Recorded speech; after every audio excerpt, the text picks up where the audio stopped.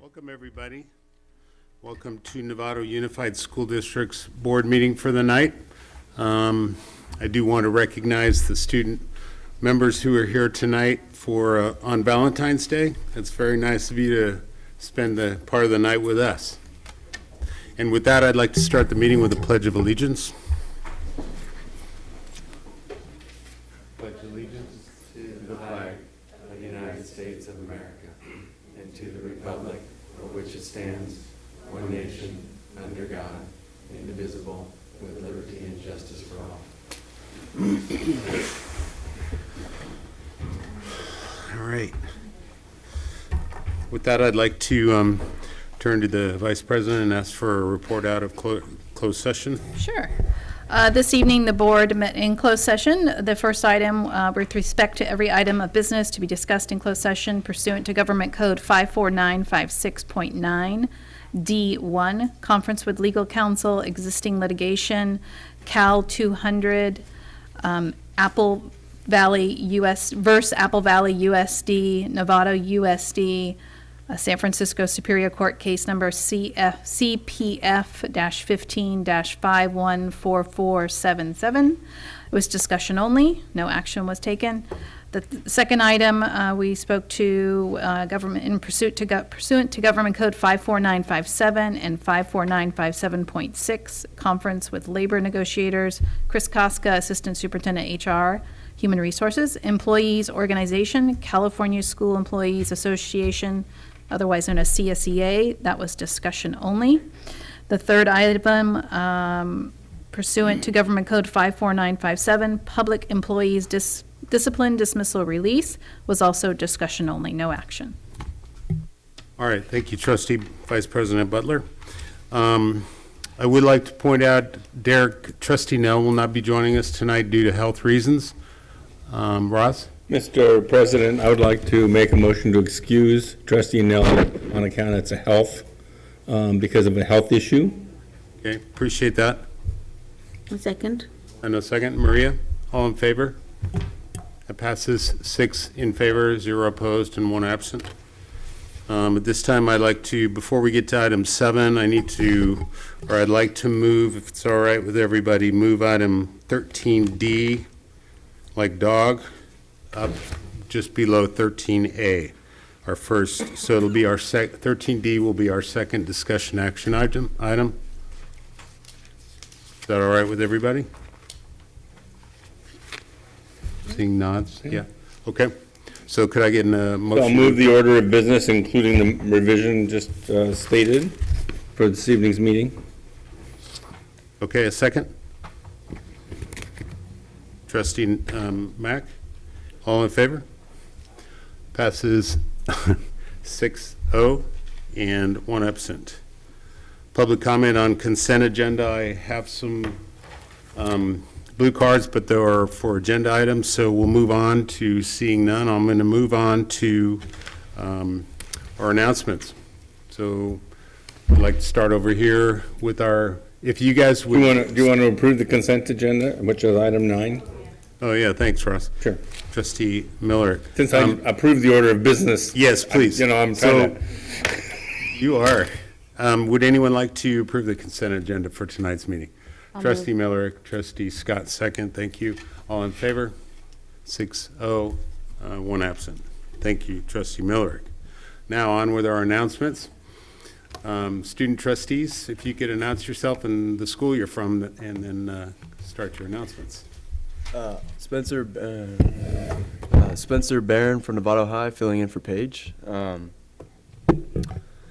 So my list for updates says that we are having an academic awards night tomorrow for the school for honoring people with grade point averages and improvements in their classes, as well as we're having our first Saturday Academy, which is this Saturday. 4 teachers will be hosting students. This week during school, we are also having a kindness week, and we are having a inspirational speaker come in to speak Thursday, Anthony Trucks. Also, our leadership class is gearing up for our fashion show, which is March 11th. We have 50 models already signed up for. that is everything. All right. I'm Jeffrey Ramirez with Samarin. I'm the so our first thing was we had the Western Association of Schools, or the WASC, come by, and well, that happened. Our drama program went to the Linnea Festival and won a bronze medal for their one-act play, I Never Saw Another Butterfly, and another bronze medal for the musical theater of I'm Changing My Major. And 68 schools participated, and over 2,000 students and parents attended. Our third thing is we have over 140 incoming ninth grade applications for our STEM program. And the fourth thing is we began our Super Saturday Academy this past Saturday, and nearly 70 students came by with our science, link crew, and auto shop activities. All right. Thank you. Thank you. My name's Stephanie. I go to Renox. So our English teacher, Mr. Mattern, has been busy creating a cooking class.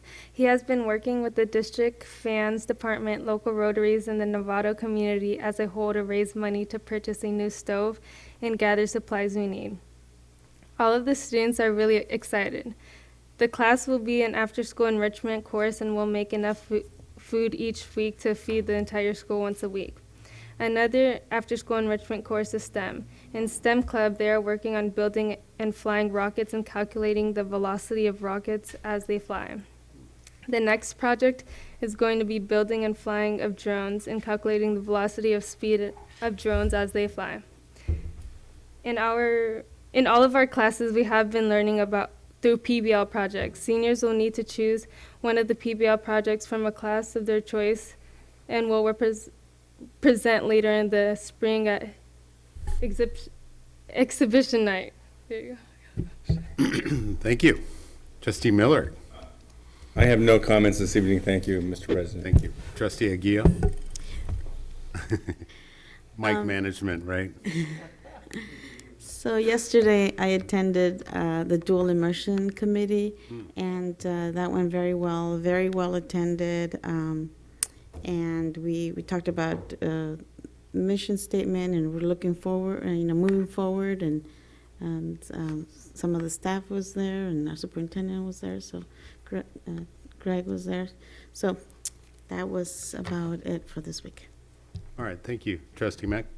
Yeah, I was at the dual immersion thing yesterday with Trustee Aguirre and a number of district representatives as well as community members and teachers.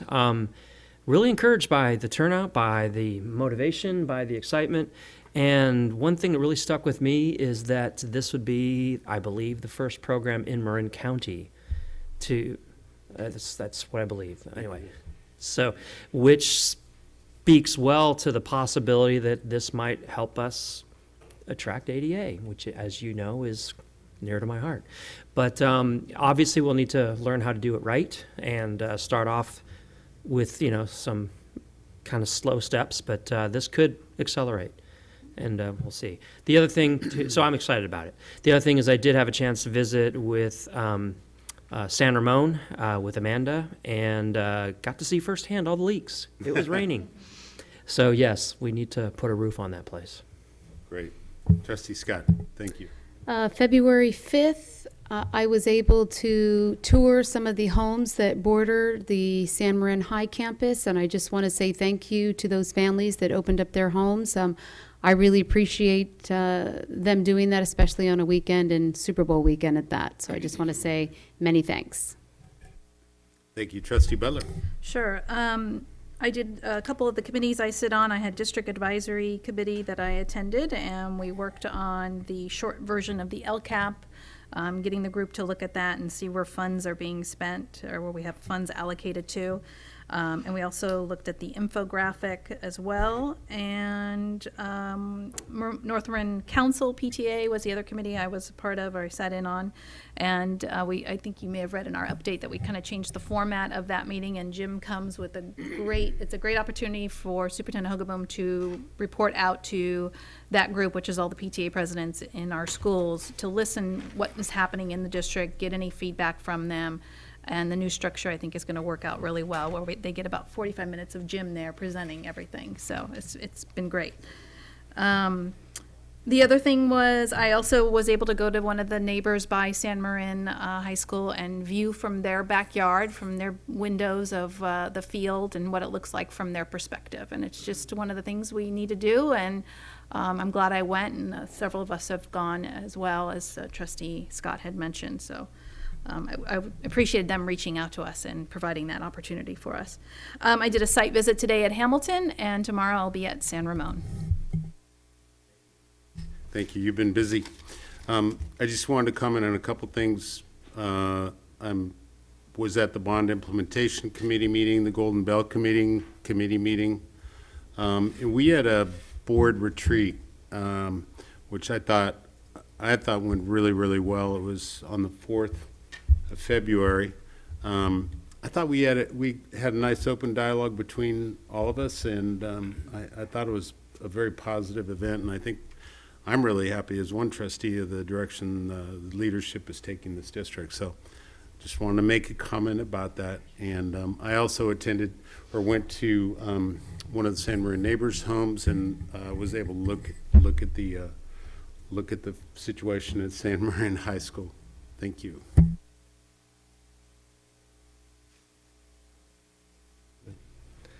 So we are on for the Hillsdale trip down to Hillsdale High School on Monday, February 27th. And right now we have about 20 people.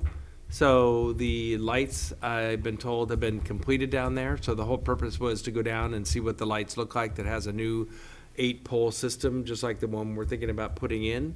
The other benefit is that night they're having an open house for the new Performing Arts building and the new STEM building, so we could also be able to see that. So that should be, I'm looking forward to that trip. I think we're leaving at 4:15 or meeting here at 4:15.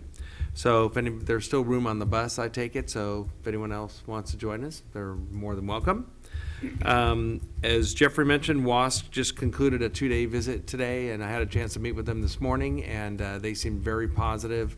They were going to finish up, I think, by about noon, but it seemed like, I mean, we'll find out what their report is, but from what they had, they had very positive things to say about the staff and the energy and the movement of San Marin towards its goals, so that was good to hear.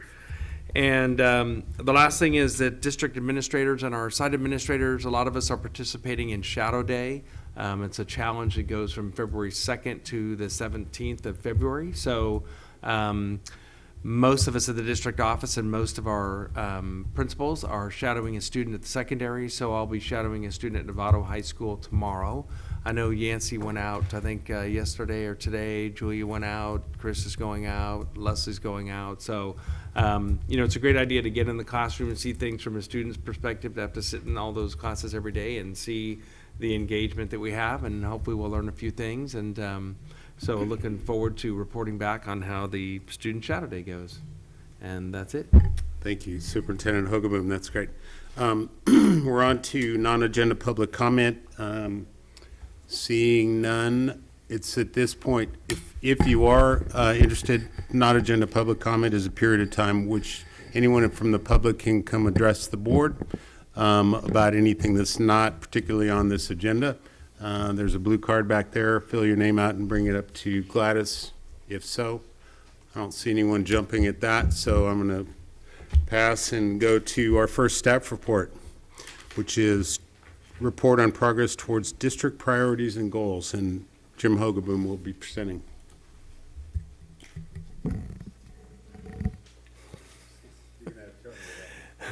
I know. I have a loud voice, so I don't need to lean closer anymore. Okay, thanks everybody for having me. So this is a mid-year progress report on our district plan for student achievement, and appreciate the work of staff to do the mid-year update. A lot of our goals are very specific and involved assessments that we give later on, so I don't have a lot of numbers for you as yet. So this is kind of like our perceptions for how things are going.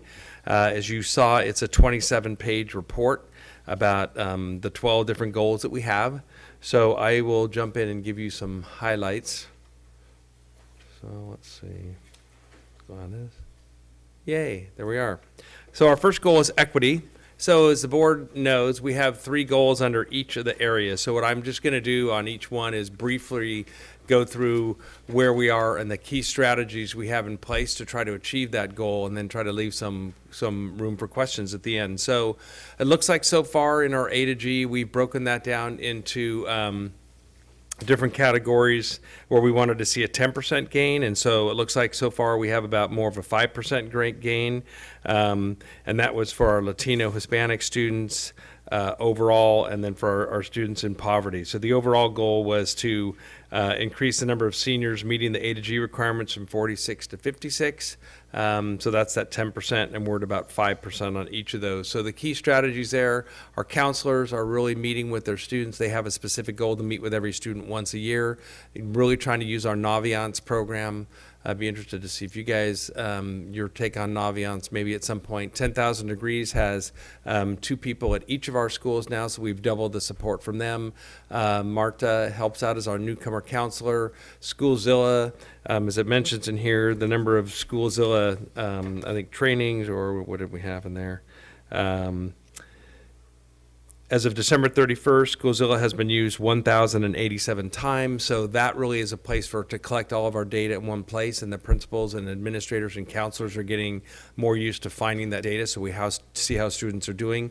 And one of those things is the A to G. We get a live kind of update for if you can scroll into it about how we're doing with kids meeting those A to G requirements.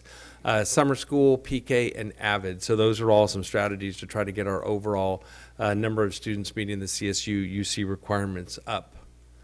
Goal 2 has 2 parts. It's really looking at our SBAC assessments in English and in math.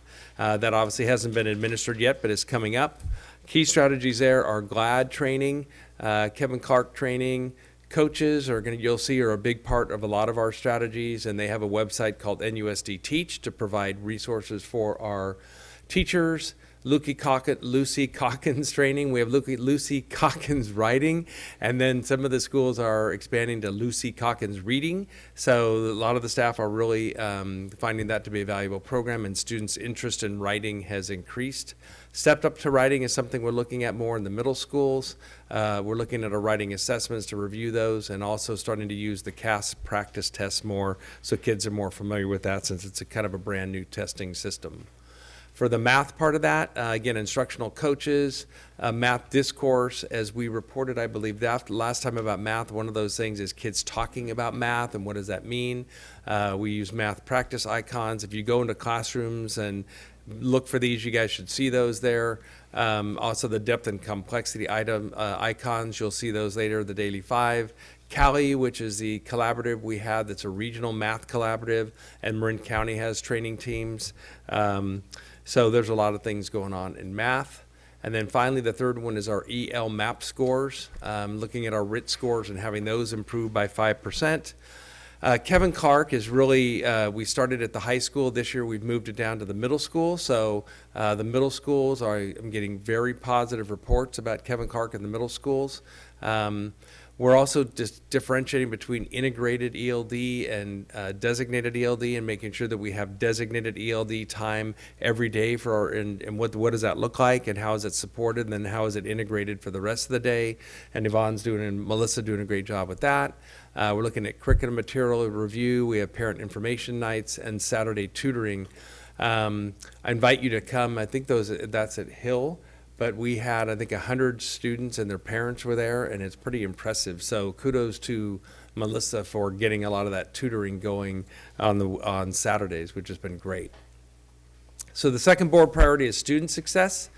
Goal 4 has to do with our graduate profile and implementing that. And what progress looks like there is general use of the collaboration rubric.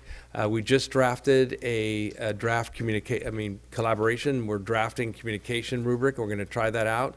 Critical thinking is next. So we'll finish that by the time the district leadership team is done this year. And then cultural competence, we've been looking at that through the district advisory committee. So the key strategies are our district leadership team has a teacher from every school.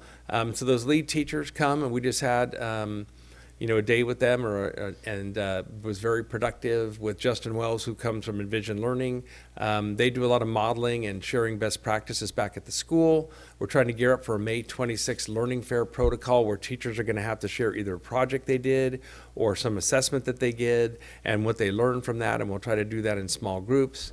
The board approved the Equity Imperative Declaration, which we have as part of our graduate profile, and then the District Advisory Committee, which has been looking really closely at cultural competence, will now begin looking really intently at the LCAP. March 6th, we're taking a whole day to look at those LCAP strategies, so if any of the board members can come that day, it would be a good day to come and see where we are with that. Goal 5 is about reading and language. And is measured by the MAP test, which again, we haven't administered that yet. Again, the key strategies you'll see up there, a lot of instructional coaches, writing units, writing rubrics, benchmark, updates, GLAD strategy, Daily 5 again, and then use of depth and complexity icons, which I first came across in GATE training. And basically each of those icons are different ways of looking at breaking things down. And if you go into classrooms again in K-8, you should see those around up on the walls. We've talked a lot about math, but goal 6 has specifically to do with high school math, and the goal specifically has to do with increasing grades of students in math, which we don't have a report on that yet. So there we have math instructional leads. We wanted to try to get a math instructional coach this year, but we didn't do that due to the difficulty of hiring math teachers. So we basically gave a stipend to 2 teachers at each of our 2 high schools, and they've been providing a lot of leadership. We're looking at cross-district collaboration like the Cali team, vertical and horizontal articulation, modeling at staff meeting. I just sat in on Lou Sutton's staff meeting 2 weeks ago, and Kat Nam was there modeling a problem of the week, which was super interesting, and I couldn't even pay attention because it just captures your attention and you keep working on it, and that's the way we should be doing math, where it actually engages kids and you actually want to do the math as opposed to filling out, a worksheet. So really our coaches are trying to model a lot of that. We sent a team of secondary teachers to the Sound Grading Practices Conference in Portland. One of the problems in math is the way that we're grading and how we average grades and how we don't let kids make up tests and things like that. So that team, which again had a lot of those math instructional leads, is learning different ways of grading in math that make more sense. We also know that our teachers need more CPM training, and we provided a lot of that this year. We have a discourse rubric, which was developed, and we're using it. And then we're also doing some curriculum mapping in math. So the third board priority is staff success. Goal 7 was about project-based learning, which is our main emphasis for the district in terms of how we're going to meet the graduate profile. The goal for the teachers is that they'll do at least 1 project this year, if not more. So we've had a ton of trainings. We've done some ourselves. MCOE has trainings. Whenever they have a PBL training, probably 90% of the teachers when I visit there are Novato Unified teachers. There's been a lot of training for admin, the Buck Institute. We did the PBL World. Instructional coaches are trained. They're facilitating planning meetings with grade level teams and department meetings. We also have what we call coherence meetings, which is where we meet with the Buck Institute and the National Equity Project and Justin Wells from Envision Learning to make sure that we are all on the same page and not overwhelming people. And we just had one of those yesterday and always get some good ideas out of that. Goal 8 is professional development for teachers, and the progress on that is we ask for ratings from the teachers afterwards, and our goal is to get a 75% positive rating so the teachers feel that the professional development that we're providing on Wednesdays at our staff meetings and in our district days are worthwhile. Again, our goal is to have all teachers project-based learning trained by the end of the year. I think we're at about 60% right now. Modeling best practices. We had a very successful day on November 10th. Julia did a great job of offering a lot of choices for teachers, just like with students. We want to give them voice and choice. Very high approval ratings on that day. We're planning on offering a 2-day summer institute on the first 2 days of the summer. We have curriculum writing. Again, we have that May 26th learning fair, and a lot of work's been done by our science leadership team this year. Goal 9 in HR, one of our most important goals is to attract and retain our best teachers. So we'll see how that goes, and I know Chris has been working hard on that. Right now, the TEL survey has gone out to all of our teaching staff. We hope to get a really high response on that. That covers a very comprehensive survey, takes about 30 minutes to complete, tells us everything about facilities, to technology support, to professional development, to the curriculum, to leadership at the school site and leadership at the district office. So we're hoping to take that information to really find out how we can do a better job of supporting our teachers. We agreed on an early separation incentive, which is where teachers tell us earlier that they're leaving, and that allows Chris, when he goes out, to have an open position to hire for. And a lot of our recruitment strategies are around being able to go out early and hire people, because the longer we wait, the lower the chance of getting a good teacher. We just met with Sonoma State dean yesterday, and we met with him twice now. We met with John from the Makerspace, so trying to see where we can collaborate and communicate. Chris and I are going to go talk to their admin program. We're also doing that with Dominican. Chris has started the Modeling the Way Award to try to acknowledge and reward our teachers, and then again, early recruitment. And then our last board priority is community involvement. So student voice is a big part of what we're trying to do this year, and I know we have student advisory groups at each of our secondary schools. We're working closely with the Youth Leadership Institute to try to provide training for students, so that you can have students here or students on committees, but helping them to find their voice and to advocate and empower students to be advocates is part of that program. We do have students on the district, a lot of district committees, whether that's LCAP, Lake Start, District Advisory Committee. Today we were lucky enough to have Alan November come and talk to a lot of our teachers that are piloting a one-to-one technology, and they each of the teachers brought 1 or 2 students. So it was great having students as part of professional development, and it's something we need to do more of. So that was a great day today. Goal 11 is about community liaisons and meeting with them more often, and Melissa Diaz has taken the lead on that. So we meet with them monthly and provide them some opportunities to share with each other what's working, what's not, what help and support do they need. I meet with them every month as part of that. We've expanded PK this year, so we have more PK parent groups going. The newcomer counselor, Marta, is doing a lot of outreach, and then ELAC facilitation. And finally, the bond was goal number 12. Fortunately, we passed the bond, thanks to Yancey now for working on really the implementation of the bond. Tonight will be a next step with hopefully you're approving the sale of the bond. And then so we're working with that bond implementation committee that meets tomorrow night. We've established priorities, and so now it's applying those criteria. So now we'll start applying those. We've talked about tier 1 projects, and now it's really what are the tier 2 and tier 3 projects that we need to get going on. We need to establish the bond oversight committee, need to sell the bonds. We've hired an executive director of facilities, which is Michael, who I believe starts next month. So I think we're making really good progress on the bond, and really kudos to Yancey, who's not here to have me say good things about him, because there's a lot of work that goes on with that, and he's been doing a really thorough job. So that is a fairly brief summary of the 26 pages of all the things that we're doing. So with that, I will see if the board has any specific questions. Thank you. I'll bring it back to the board. Trustee Aguirre.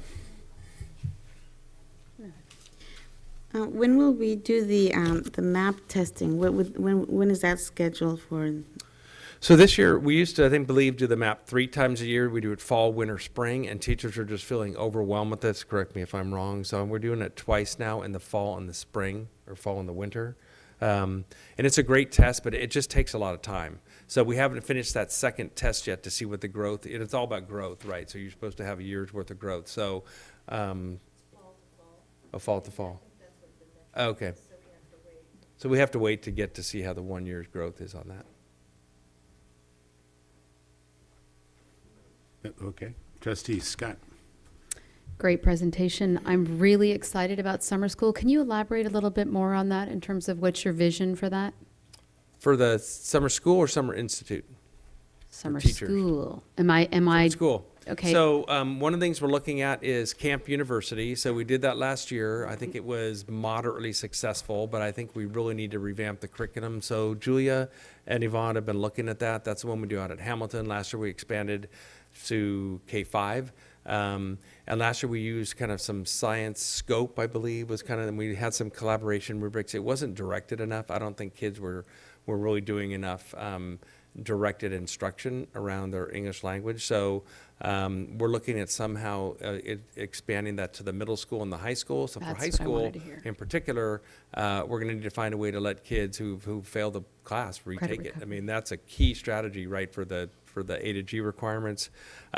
Middle school, Yvonne and I have been kicking around this idea of taking maybe some of our most at-risk middle school students and maybe with a pilot program with when we went to the CALSA conference in Monterey, there's a pretty neat design curriculum that Ross, you would love, which is kind of super project-based where they have to design thing, they have to develop this whole project, and then they present it to the community.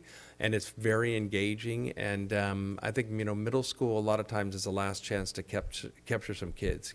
Because if you lose a kid in middle school, they're done. And I'd love to have an kind of program where we captured them and gave them and got them excited about school again. So somehow I'd like to see if we could get maybe 25 or 30 of our most at-risk middle school students. And first I was thinking of some kind of outdoor ed program, but I'm not sure we can pull that together. But there's a program they have at Temescal and TAM where it's kind of a year-long thing like that. But somehow we've got to get some kind of a middle school program going so we can reach those kids. That's something I would really support. I'd like to see something for our middle school and our high schoolers in terms of credit recovery and, like you said, something to excite these kids. My last piece is of the 27 pages, if I could request, I'm not sure how everyone else feels about this, but I was trying to drum up my own spreadsheet in terms of the cost. I appreciate the cost being allocated for all that. If I could have a summary spreadsheet at the end of this telling me in which category we're spending what, that would really help me. I mean, I ran out of time and didn't get to finish it, but I just wanted to see where the money was flowing, and that would really help me. Sure. Thank you. The last thing on summer school, Shelley, is we have that Algebra Academy, which has been moderately successful. The numbers of students involved in that, though, have been dwindling. I think last year, the first year that I saw it, they had like 26 students, and then this last year it was 20.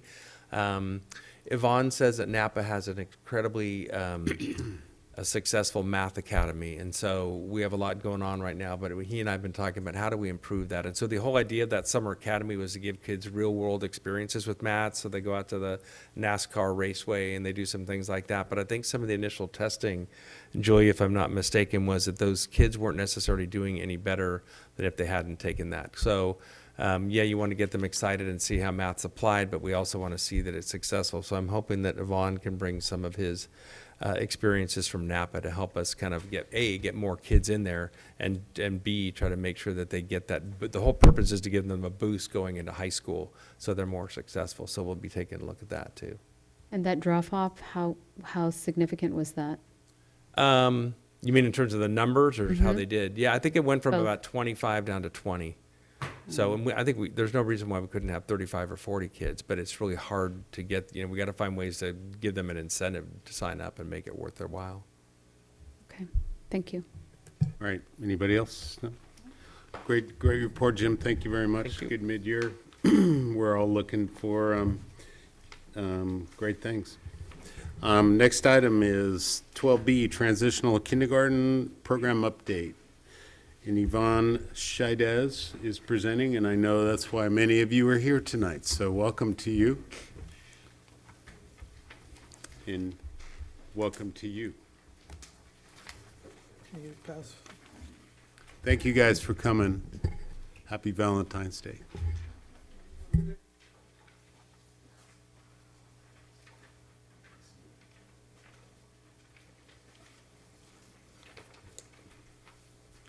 All right, good evening. Thank you for this opportunity. Board of Trustees, is the mic a little loud?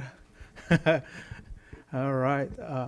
So thank you, President Cooper, for this opportunity, as well as all the Board of Trustees. So today we're just going to give a transitional kindergarten board update to you all on our current program and how we're doing. So we have Julia Kemke, our Director of Instruction and Innovation, that will also be presenting. And we will also call up Yancy Hawkins, our Assistant Superintendent of Business Services, to come up to talk about money when that slide comes.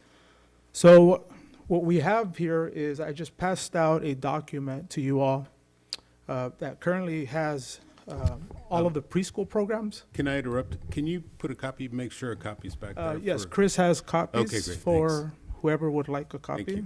Sorry to interrupt. No problem, thank you. Okay, so the objectives for tonight is to update you on the current TK program, the enrollment criteria, what's working, the support that we've provided to our school sites and teachers, and also the fiscal impact if we were to expand a TK program and the impact on over 32 local preschool programs that you have in front of you. So currently, the makeup of our TK program, on the sheet that you have on the back are the current numbers of our TK enrollment as of January 27th. So you'll see Hamilton has 11 students, Loma Verde 21, Lusa 12, Linwood 14, Olive 14, Pleasant Valley 19, Rancho 7, San Ramon 28 students. So a total of 126 TK students currently in our schools. What we have up there is, so that number has shifted since we did this slide. I have 122 on the slide, so that's wrong, it's 126. We have 5 straight TK classes and then 5 TK kindergarten combo classes. What you also have there is a list of over 32 programs, preschool programs in our city of Novato that serve students up to the age of 5. So Julia's going to go over the next couple of slides. Julia? Okay, good evening. So currently, our enrollment criteria is in line with the education code. So students who enroll in kindergarten for this coming year and for this previous year required to have their 5th birthday on or before September 1st. So those are considered our kindergarteners. For our TK program, the students who have their 5th birthday between September 2nd and December 2nd are considered our TK students.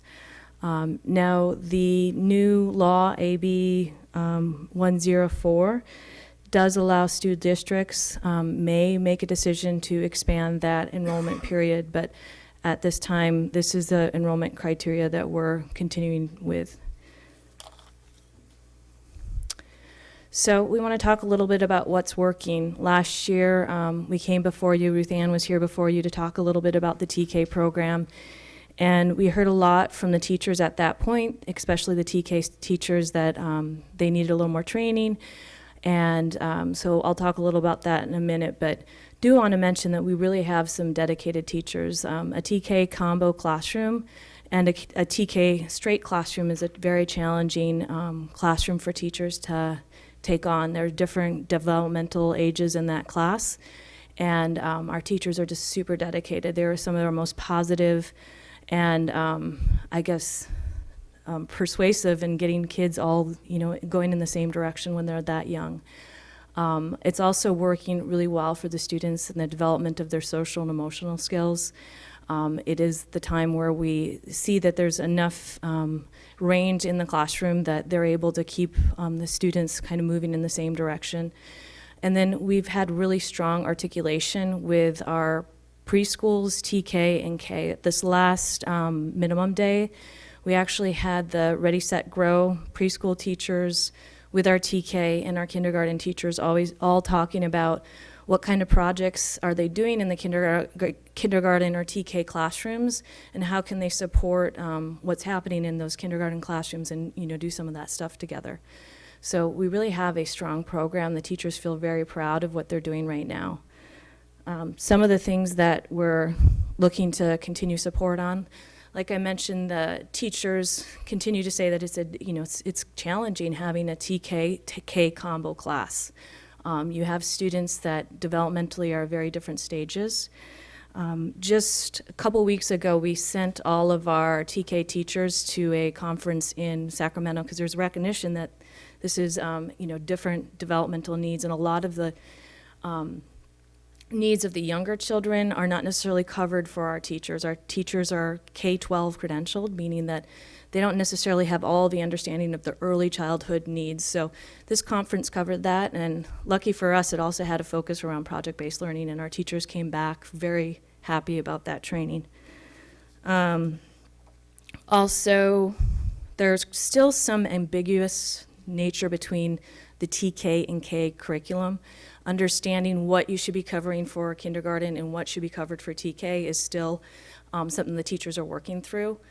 And then also, we're continuing to find ways to share all those best practices across the district for our teachers. There's, again, it changes year to year where the TK combos are going to be and the TK straight classrooms are going to be, just depending on how our students enroll. So now I think we move on to Yancey.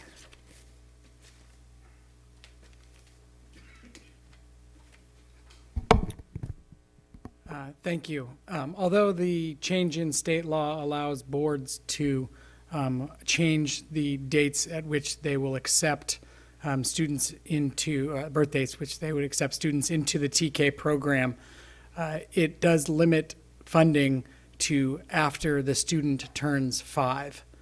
And so, can we click on that? It's kind of important to look at our funding year versus our school year when we look at that. You can basically cut up our year into thirds.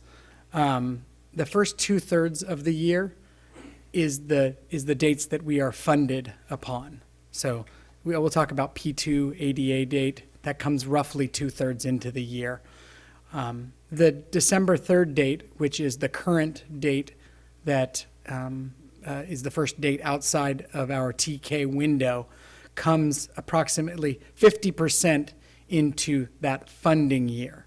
So it's about 1/3 of the way into the school year, but it's 50% of the way into the funding year.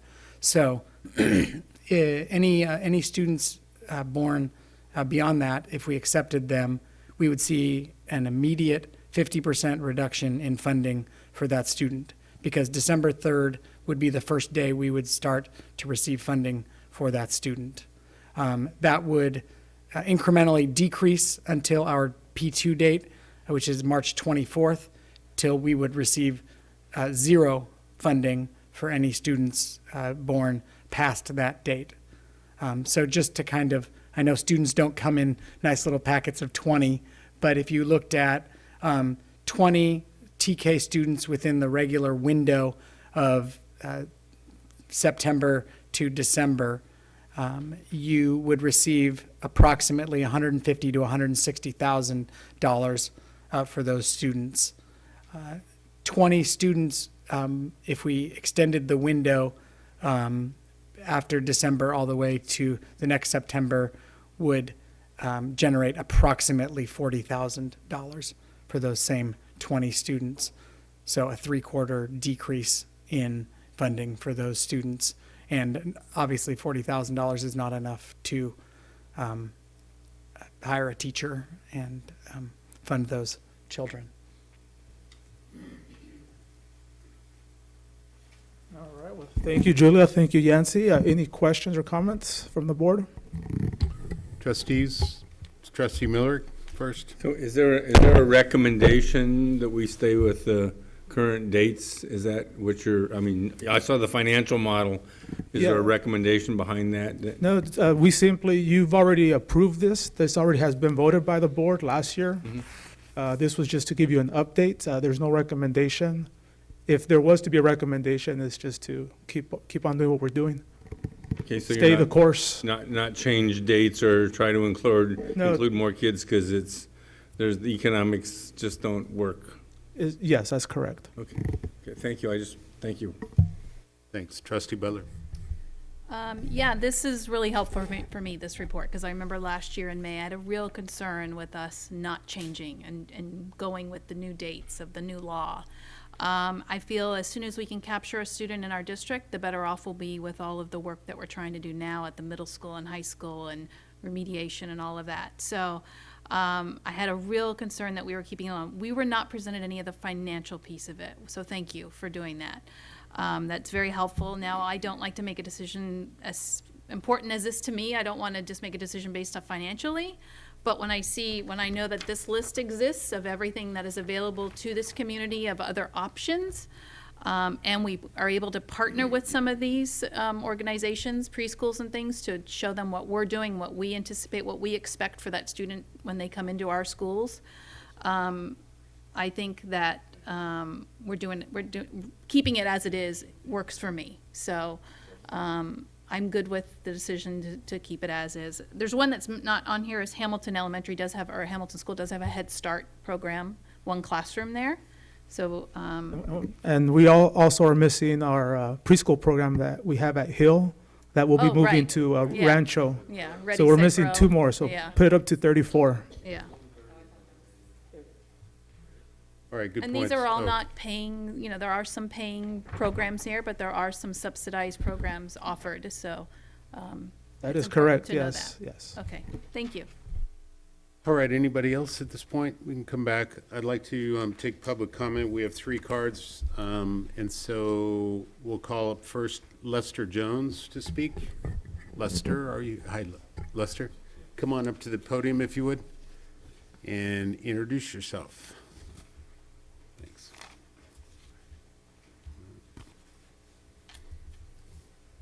Welcome. Hi, thank you very much. My name is Lester Jones. I am a recent resident of the Novato area. I moved to the area about 2.5 years ago with my wife and 3 children at the time. Now I have 4, 2 of which are in the Novato public school districts. And one of the main reasons that we did move to this area was the strong commitment to public school education. My wife is a public school teacher. She previously taught in the Ravenswood School District in Menlo Park. I have strong ties to education all throughout my family. I'm kind of odd man out. I apologize for that. I'm in finance, so please don't hold that against me. But the reason that I'm here is transitional kindergarten wasn't really something that was on my radar, probably prior to about a year ago. It just seemed to me that it was kind of a, for kids who kind of fell between the age ranges, was an option other than preschool that they could attend. I wasn't really, even growing up, a real strong advocate of preschool. I thought that kids might benefit better from being in a home environment more. But last Christmas, my nephew, who is about 6 months older than my second-born son, he fell into the transitional kindergarten range, and he attends a school in the Richmond Unified School District. I gave him as a Christmas gift a book of poetry, Where the Sidewalk Ends. It was my sister, his mother's favorite growing up. I used to read it to her. I'm 3 years older, so I used to read it to her. She loved all those stories.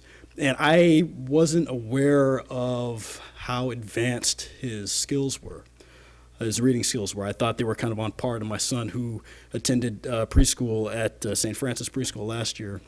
And he's fairly good with the alphabet.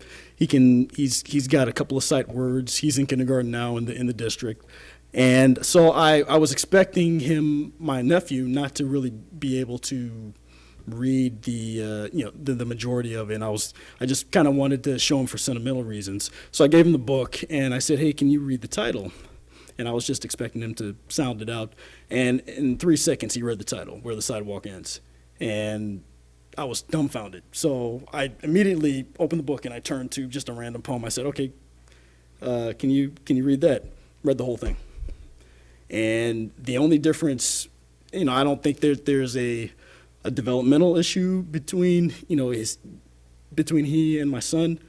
I think the only difference was that he was afforded the opportunity to attend transitional kindergarten, and the curriculum and the level of academic preparation that he was afforded was definitely more advanced than what my son was introduced to in pre-K. Now, the other reason that I'm here is that I have a daughter whose birthday is January 23rd. And I guess according to the new state laws, if the district was to expand that, to modify the age requirements, she would be able to attend transitional kindergarten. And she's a pretty precocious young lady. She's the only girl in the house. She's got 3 brothers, so she's the only girl, and she's constantly trying to one up my son. And I think that she would really take advantage of that opportunity. So, Mr. Jones, if you could wrap up I'm your sorry. comments, please. Yeah. So, just in closing, I just want to say that I would, because I have this personal attachment, I would really strongly urge the board to reconsider its decision to modify the age ranges and allow my daughter the opportunity. Thank you. Thank you. Yeah. Zita Koenig. I hope I'm pronouncing that last name correctly. All right. Welcome. Thank you. Good evening. My name's Zita Koenig. I'm a resident of Novato. My daughter's in kindergarten at Pleasant Valley. I have a 3-year-old son and a 2-month-old foster son. I'm here tonight to get an answer, but I think I got it, as to why the district has not expanded TK to include all children. So admittedly, before my child was in kindergarten, I didn't really understand the concept of TK. After she was in kinder, I heard about the TK program, and it sounded amazing. I volunteered in the class, and I've seen it firsthand. A year of kinder-based curriculum prior to starting kinder to prepare them for instruction. That sounds amazing. First, I thought it was just a year of preschool, but I've since learned it's much more than that.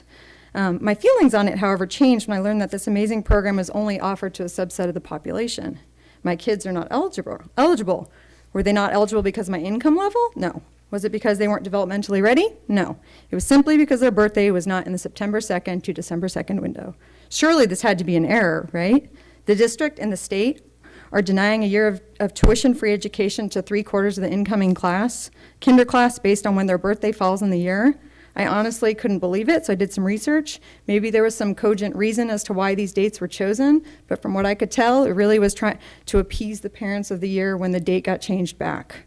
Hence, the eligibility for TK is limited to September 2nd to December 2nd.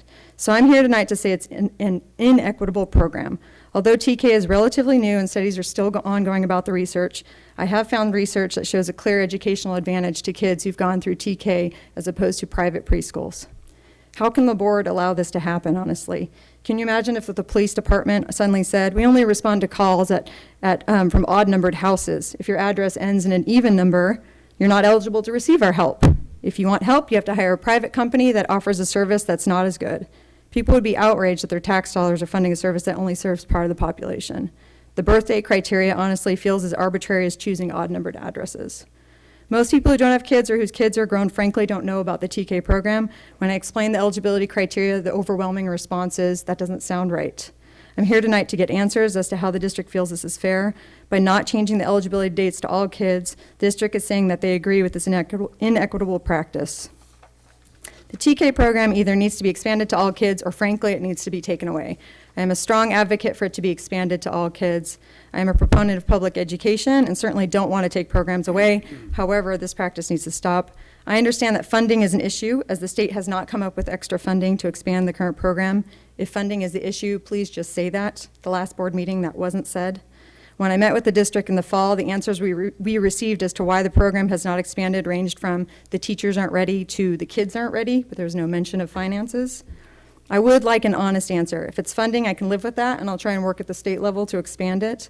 But please, I would really like an answer to the question, how does the board think TK is an equitable program when it's only offered to children with certain birthdays? I think that NUSD does a fantastic job educating our children and offers many opportunities to various groups. It's for this reason that I'm advocating for all children to receive the same amazing opportunity of attending TK through the district. Thank you. Thank you for coming tonight. And next we have Spencer DeWoody.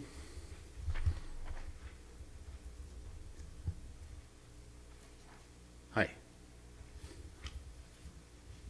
I just want to start off by saying thanks for being here tonight. And I know you guys put a lot of effort and energy into educating our kids, and it's well received and appreciated. Just a little background on myself. I'm a stay-at-home father. I'm also a foster parent of that little guy over there. Very proud. and I have my master's in social work with a PPS credential. So part of my training is to try to, help kids that maybe need a little more help. I've worked in several different avenues as a counselor, as a classroom aide. I've worked as a substitute teacher actually in this district. And I also volunteer in my daughter's classroom. And I just want to paint the picture for you guys of two students who come into their first year of school, some second year, at a level 1 reading level. He's super excited about the year and goes home like any other day because he's had an entire year to prepare for kindergarten. Now let's take the other half. We'll call her Ava. She's not really sure what to expect. Her preschool was about the size of her house, with a small little playground in the back. She's not sure what to expect, and when she went to the orientation, she thought, man, this place is really big and I'm kind of scared. Her dad walked her to the playground the first day, and the bell rings. She had no idea what to do. She's sitting there going, oh no, what am I supposed to do? And can't find her dad to guide her to the line she's supposed to go in to go to class. She gets into class, she sees those same sight words that this Mark child saw and has no idea. She knows her alphabet, but she's not really sure how to, the phonetics of words and how to put things together. I mean, I'm, as a social worker, the social worker in me is saying this is just an inequitable practice. I don't understand how it's acceptable. I mean, Mark, this child who received TK, is given academic awards and touted as the smart child, where Ava, she's already deemed as average, not because she's any less smart than Mark, only because she hasn't had the same opportunities that Mark had. So I'm just, as a parent, as a foster parent, as a social worker, I think this criteria needs to change off a birth date. It makes no sense to me. Like I said, thank you for your time. Thank you for being here. Thank you very much for coming. And Nadia Konik. Hello, everyone. Hi. My name is Nadia Konik. I do not have children in the district. I am a public school teacher, have been teaching for 13 years, 7 of which have been in kindergarten. I currently work in a district that has extended the TK to all children going into the kindergarten the following year. Having TK for all students raises the overall bar of any kindergarten program you have to offer. When TK is provided for only select students, a clear divide develops in the incoming kindergarten classes. The TK students enter kindergarten with an understanding of the school environment, the routines, the personnel, established friends, the endurance to attend a full day of kindergarten, and not to mention the academic standards and foundation that they received the previous year. TK standards are significantly more academically rigorous than preschool standards. I've emailed several of the preschools listed on your list, and their standards are all nurturing the child, which is I am not against. However, if you look at the TK standards, it's just a fraction of the kindergarten standards addressed. It takes the first half of kindergarten and expands it through the year, which is a great difference than preschool standards. So to compare the two programs doesn't really always align. TK students come into kindergarten understanding letters, phonics, number sense, and they're beginning writers. The students who have not been allowed TK could potentially enter into kindergarten with not one day of formal schooling. Preschool is not provided for all students, so if your income level does not allow you to have kindergarten, you can be entering into a classroom with not a single day of school, straight from your house with your mom to a classroom where other students have been in school a full year. The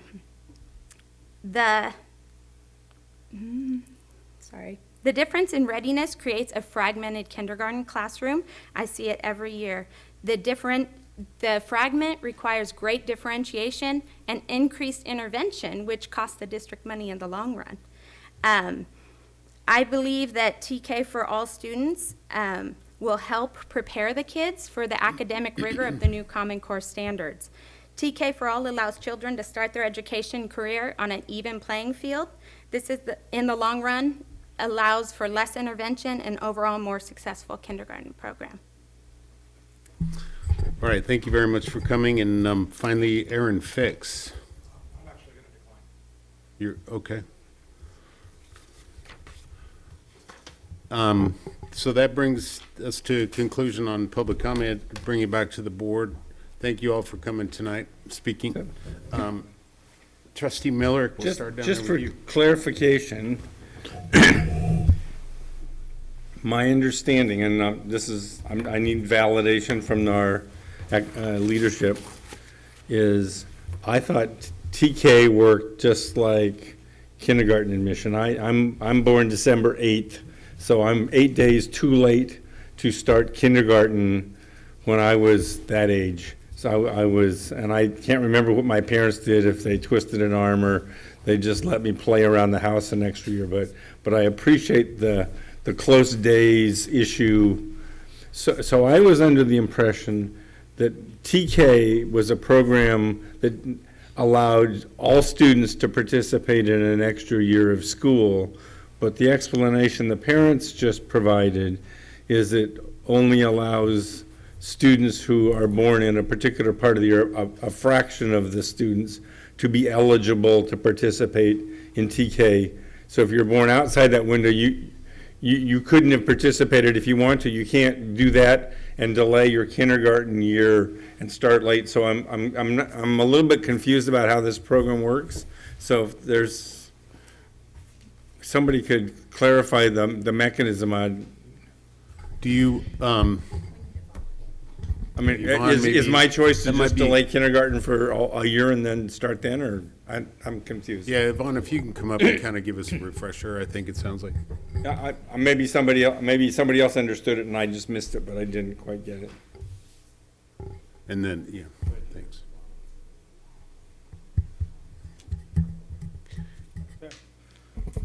All right, thank you for the question. Sure. So these rules are set by the State Board of Education, our people that we elect, people in the Capitol. So on the board cover sheet, we refer to several education codes that cite these two enrollment criterias. So the first one, so it's not, these are things that we're citing from Ed Code. So the first one is students who are enrolling in kindergarten are required to have their 5th birthday on or before September 1st. So in order to go to kindergarten, have your 5th birthday on or before September 1st in this case, it'll be for 2017.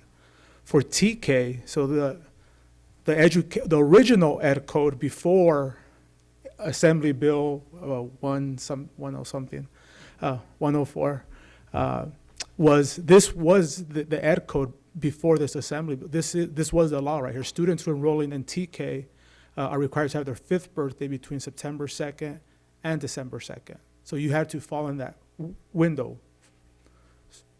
So Then if last year, Yeah, so if I was born October 1st. you're good. You're You're in. eligible. Oh, okay, but let's take June 1st. Let's take one outside. I got. December 10th. Sure, okay.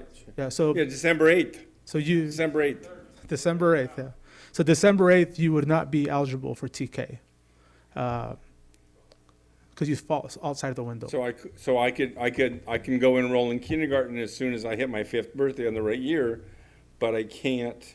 I had no choice to enroll in TK ever. Is that Correct. correct? That's correct, Or, yes. well, can I even wait till the next year? That's my question. Can I Wait till start kindergarten next year. Oh, kindergarten the next year, but I can't ever enroll in TK. Is that? That's correct. okay. You would go to a preschool. Preschool. So you would go to one of the 34 options there. I just got to run around the neighborhood and cause problems. And we offer many free preschools, if, On this list? Yeah, so we'll be opening up, the board approved 4 preschools last year, which are free for 60% of the families. And then 40% is for paying at a scaling level. So going back to the criteria, then this last year, Assembly Bill passed saying districts, you guys are on your own now. You guys do whatever you want. If you want TK, great. If you don't want TK, we're okay with it. You could get rid of it. So we have that option now. We're not making a recommendation because you've already made that vote last year. Unless you wanted, if you're interested in changing it, then we would come up with the whole process of that recommendation. But that's why we're not recommending. It was just an update on how we're doing. All right. I'm going to roll to trustee Mack. Yeah, no, We I'm can come still back. thinking about the response. Thank you, We can sir. certainly come back. Yeah, thanks. Been writing down some numbers here as we've been talking to help me get my brain around this, because I'm born July. So the way I see it, there's three groups. Tell me if I'm wrong. There's TK eligible, there's TK maybe, and then there's just no way. The kid's born July, August, and late June, right? So the new ed code won't cover those kids because it only goes to the end of the school year, right? So the way I see it, there's three different groups. There's the ones that are eligible now. There's the ones that are optionally eligible on the sliding scale once they turn 5, right? They're For eligible. funding. They're For eligible funding. for funding when For they funding, turn 5. that's what I'm They're trying to say. eligible For funding. yeah. I'm keeping it to funding, sorry. And then there's the ones that are never eligible for funding, which is June 15th or whenever the end of the school year is through September or August 31st. The students actually, anyone above after your P2 date, and that can be anywhere Okay, from so about P2. March 15th to April 15th in a given year. This year it's March 24th. Okay. So any student with a birthday after March 24th would- Clarification. for Right. Novato Unified School District would not come with any additional funding. But the point still holds, there's really three different groups. Okay. So, and I empathize with a lot of what was said tonight because I do think that there is a big difference. Even if a kid does, I went to St. Francis, great school. I mean, my kids did, great school. It's not the same as TK. They're not on our campus. They're not learning from our teachers. They're not getting our equity focus out of the gate, et cetera, et cetera. I mean, the list goes on. I would really like to understand what do we got to spend to do this if we did it across the board for all, just because hearing another district already doing it, I'd like to understand how they did it.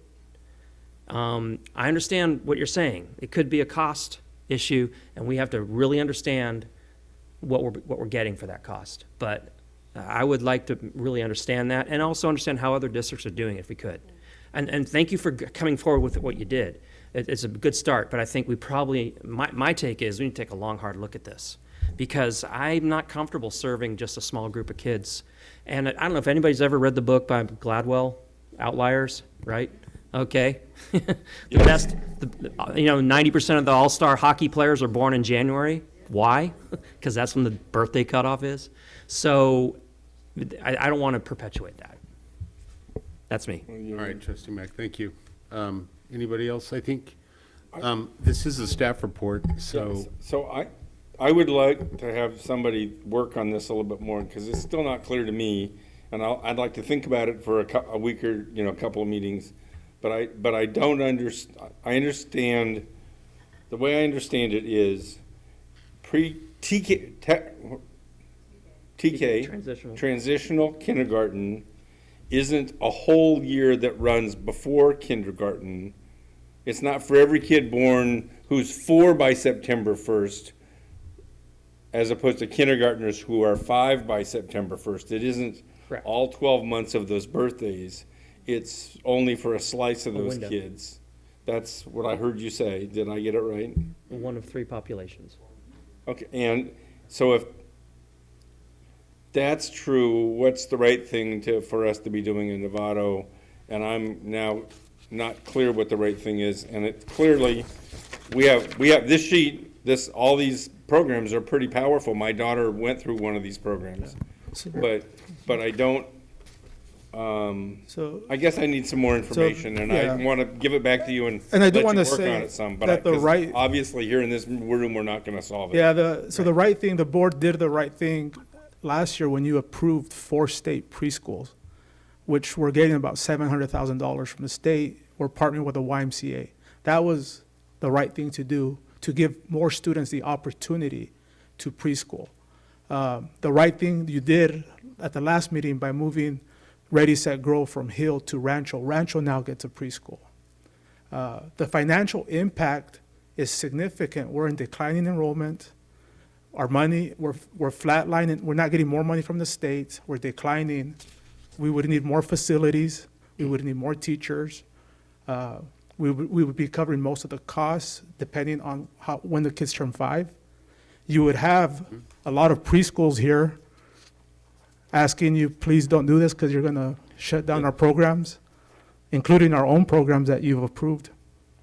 So I think all that's probably true, but instead of an oral presentation on those points, I would like to see something in writing that actually does that analysis and it can help us reaffirm that we're going to stay right where we are, or take the evidence that we heard from the presenter and look at something different. I don't want to make a decision tonight. I just have some open questions. And I'll, financial, obviously, All we're right. talking about that, but one last point. Trustee Mack and then Thank Trustee you, I'm Butler. sorry. I was gonna- I do recall last time we had this presentation, there was concern about the vast differences of a 47-month-old kid relative to a 59-month-old kid, which could both be in the same TK class if we open it up to everybody. And that is something we need to look at to make sure we understand that that's an issue we can handle, that the teachers can handle it effectively, or does that open us up to even more issues that we have to have, differentiation that we can't handle, et cetera, et cetera, et cetera. So it's a can of worms, I know, but I need to understand All right. it. Thank you. Trustee Butler.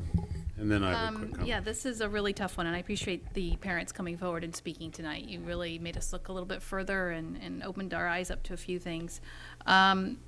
I'm still, the financial piece, I'm still with that. I think it's gonna, you just don't know what's gonna show up at your front door and at what age and where in the school year and what the funding will be. If we were to do any analysis, it would be, I think, really hard to depict what time, are we gonna get 50% of the funding? Are we gonna get 2/3 of the funding?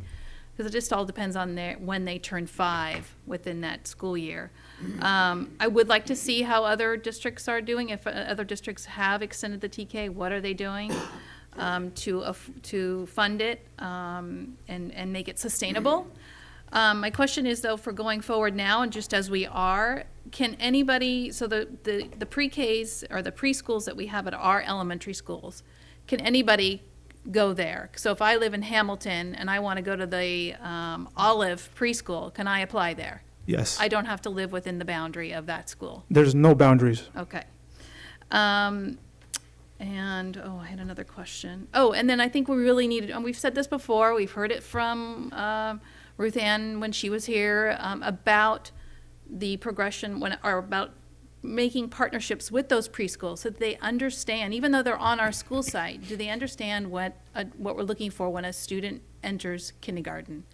Are they prepared? What we expect them, that there's a partnership there. I think there's a disconnect right now. I heard it at the PK to 3 initiative dinner that there wasn't a whole lot of communication with preschools to elementary schools.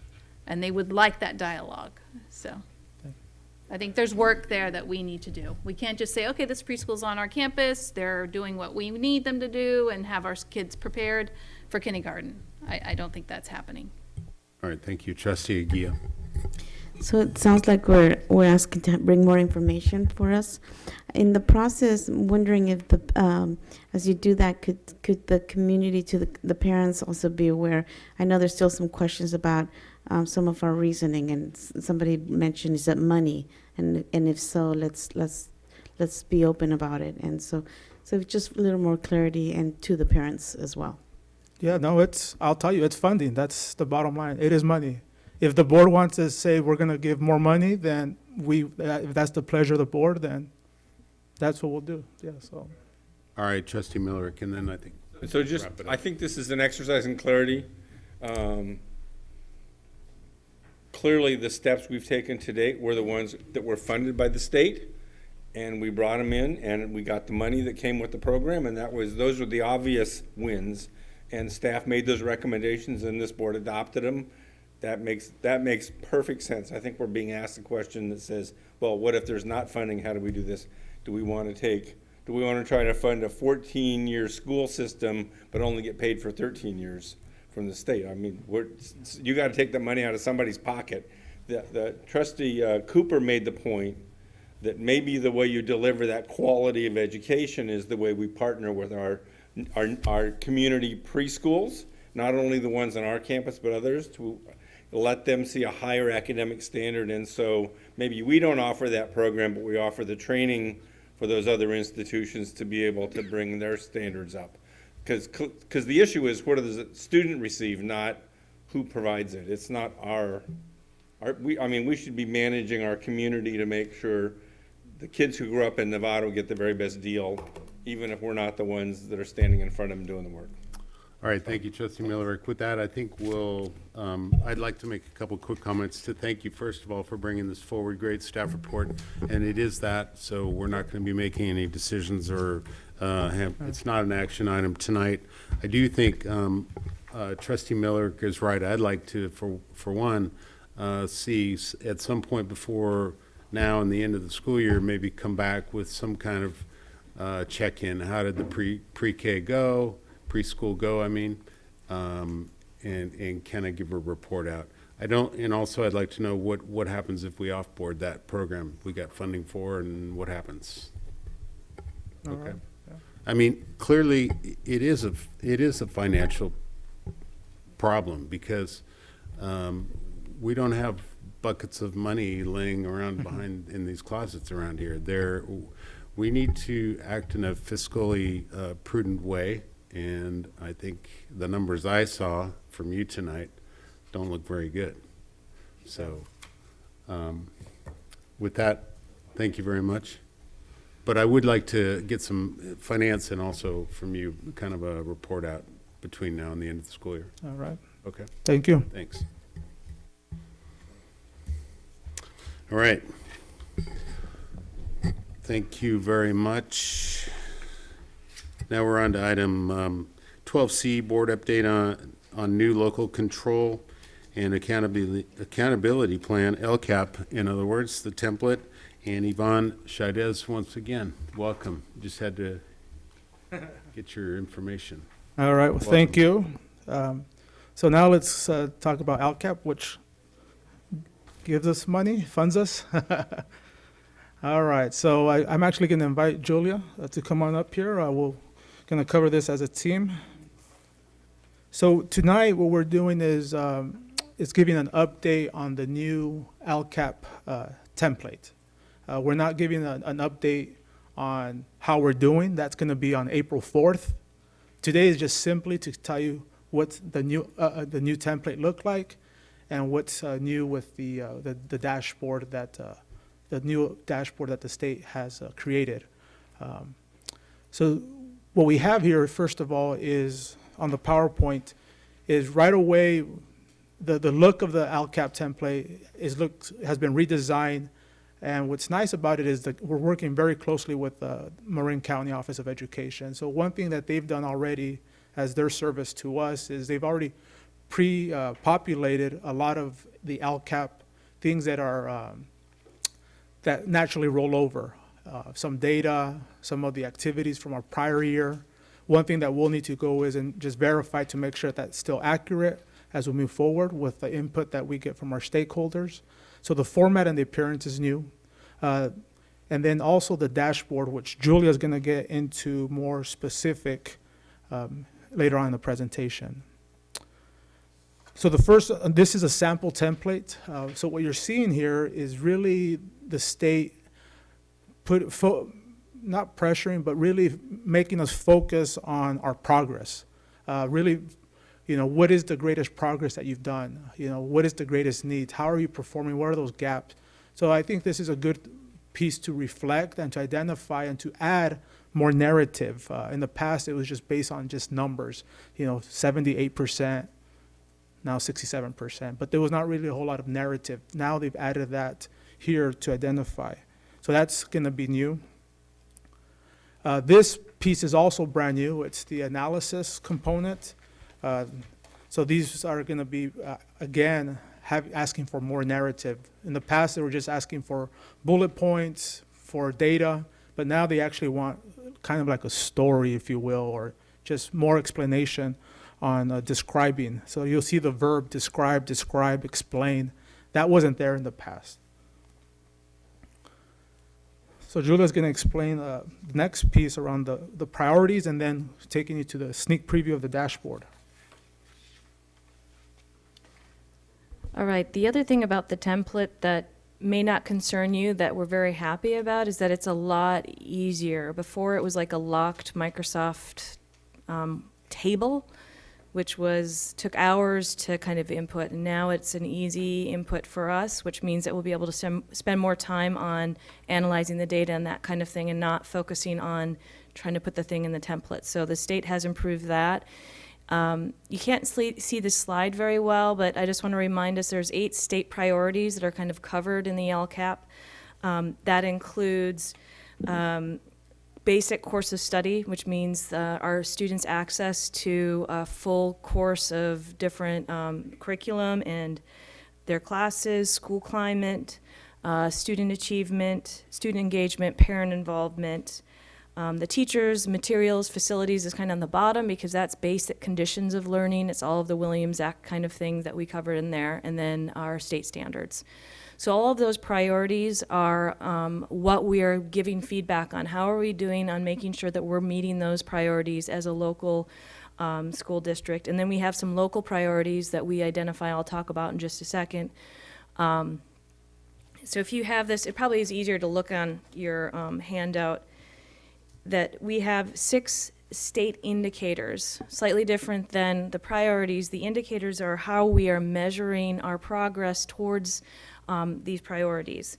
So the one for priority 4 would be academics. We have graduation rate, suspension rate, English learner, chronic absenteeism, and then college and career. Each one of these state indicators has a dashboard summary. We haven't seen the release of what we look like yet, but I know that we have a preview that's probably going to come out in the next couple days. So as soon as we have that, we'll start sharing it. But from what I heard from the county, they had a pre-preview, I guess, that they said that we were looking pretty good on our indicators. So each one of these are pre-populated by the state, meaning that the state is just taking basic assessment data, like the graduation rate, suspension rate, any of our SBAC data, and inputting it in there, and that pops out our dashboard. I'll explain what the dashboard looks like in a bit, but that's basically showing us our level of achievement as a district on these different indicators. So there's 5 performance categories. When we start looking at the dashboard when it's released, the good categories are blue and green. It means that we're maintaining or we're increasing. So you maintain if you have a high enough percentage of your students meeting proficiency, or you have a high enough graduation rate, or you have a low enough suspension rate, and so on. Yellow, orange, or red are indicators that you've declined. You're significantly below where you should be. And then red meaning that you're far below and probably have declined as well. Included in that is, we also have something that will show up there as local indicators. Local indicators are things that we identify ourselves to indicate process. So we'll populate that data ourselves, and there's a few different tools that the state has released for us to populate those areas. Basic conditions, again, will match up mostly to the Williams Act, so that's self-reported data saying that we have textbooks for every student, that our facilities are in good order, that type of thing that will then populate into the local indicators.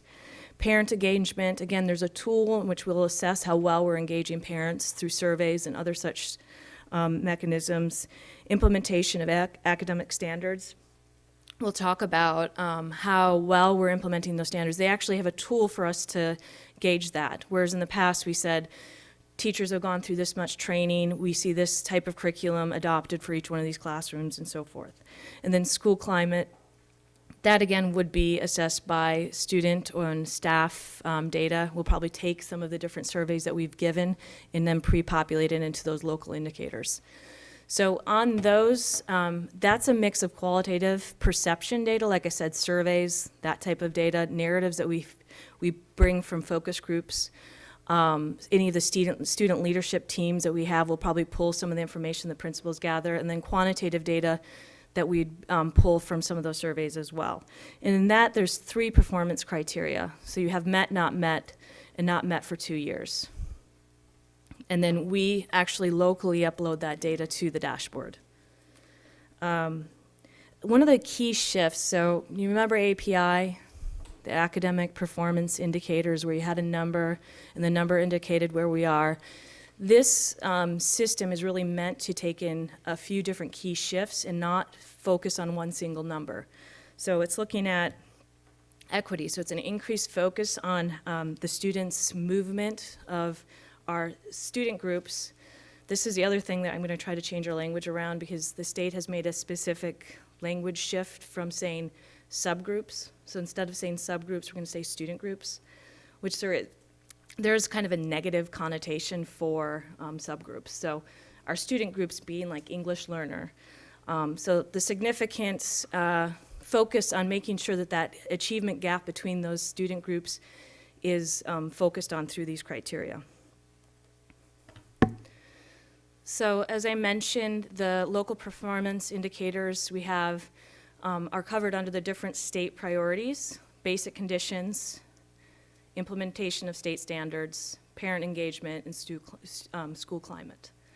And we put a few potential areas on how we'll measure them locally, but a lot of this work will also work with the district advisory committee to say what are some ways that we'll actually measure parent engagement. You know, how should we go out to assess how well we're engaging our parents in our schools? Same thing with school climate. We can pull some of the California Healthy Kids data. We can take a look at suspension or expulsion data, but we also probably want to do some of our own qualitative work, maybe focus groups or that type of thing with our students. So this is showing you what I kind of described. The green being very good and the blue being good, it means that we've maintained or increased by a significant amount. And all of this is our distance from level 3 when we're talking about academics. So now I'm switching back to the state indicators. The state indicators have the 5 levels, and this is really the distance that a student is from level 3, meaning they met the standard. And they are only using, interestingly, the scores for the ELA, ELD, and mathematics, the scores from our 3rd through 8th graders. The 11th graders are not included in that. They're included in something called the College and Career Readiness Indicator, which we don't even know what will go into that one yet. So that will be to be determined. And so this provides a basic comparison across the grade levels. And the students are added together and divided by the number of students with scores to figure out how many of our students are basically their distance from level 3. If they're higher above level 3, it would bring our score up. So these colors are what you're going to see for every indicator. This distance from level 3 are just for the academic indicators. And then this is the actual portion of the template where we would put in we'd look at the dashboard and then reflect that growth. So again, for us locally, for staff, this does help a tremendous amount. The state is putting it in a visual for us to actually make this comparison and start reflecting on it. And it will be very helpful for the district advisory committee because we can bring a dashboard and explain that instead of us creating our own way of displaying it. And it also creates some consistency across the state. And then it will be very clear to us where we have performance gaps. And it's color-coded, so it's like if it's green and blue, we're doing good. So we can look through and then find the areas where we know we have some gaps. So this is the way that those colors actually appear on the dashboard.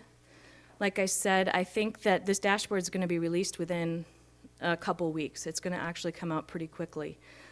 And I'm sure that we'll give you an update on that as soon as we have the preview. So here's a sample of one of the reports that you can pull from the dashboard. And you'll see this one's called the equity report, so it includes several different indicators. You'll see on here, you'll see the different colors. So if we saw that our students' chronic absenteeism, and we saw a yellow color there, that means that we have increased or we're below what the average should be in that area. And then if it's green, it means that we're making good progress in that area. Here's another sample report. This one is for English language arts. So each one of them are going to pull for different indicators. Yeah. Can you just elaborate on the averages? Is that averages based on data that we've pre-input into this in terms of attendance kind of a thing? Or what's determining that average number? On the equities, Yeah. all of these reports, any of the state indicators are pre-populated by state data, what we've already reported to the state through CalPADS. So it's not our data, it's the state's data. It's our data vetted through the state, like our reporting to the state. Okay. So the local indicators are the ones that we have some flexibility on how we report that out. CalPADS is very, they tell us exactly the data that we need to report, and it's based on what's in Aries, so it's just funneled through that, where the local ones are a little bit more flexible. Okay, I was just curious, because garbage in, garbage out. Yeah, this data is it's vetted very carefully by the state, and there's, if there is an error in the data from what CalPADS tells us, it's called a fatal error, and we can't submit anything. So our IT department does a very good job of making sure that we don't have those fatal errors and that the data is accurate. So the sample dashboard report for English language arts, again, this one would be us looking at our academic data. We'd want to see blue and green all the way down, and then you'll see it shows us how many students are being reported out for this particular group, and then the average there, if you can see it, the first line says 49.85%. That means 49.85% of the students were meeting they met the standard.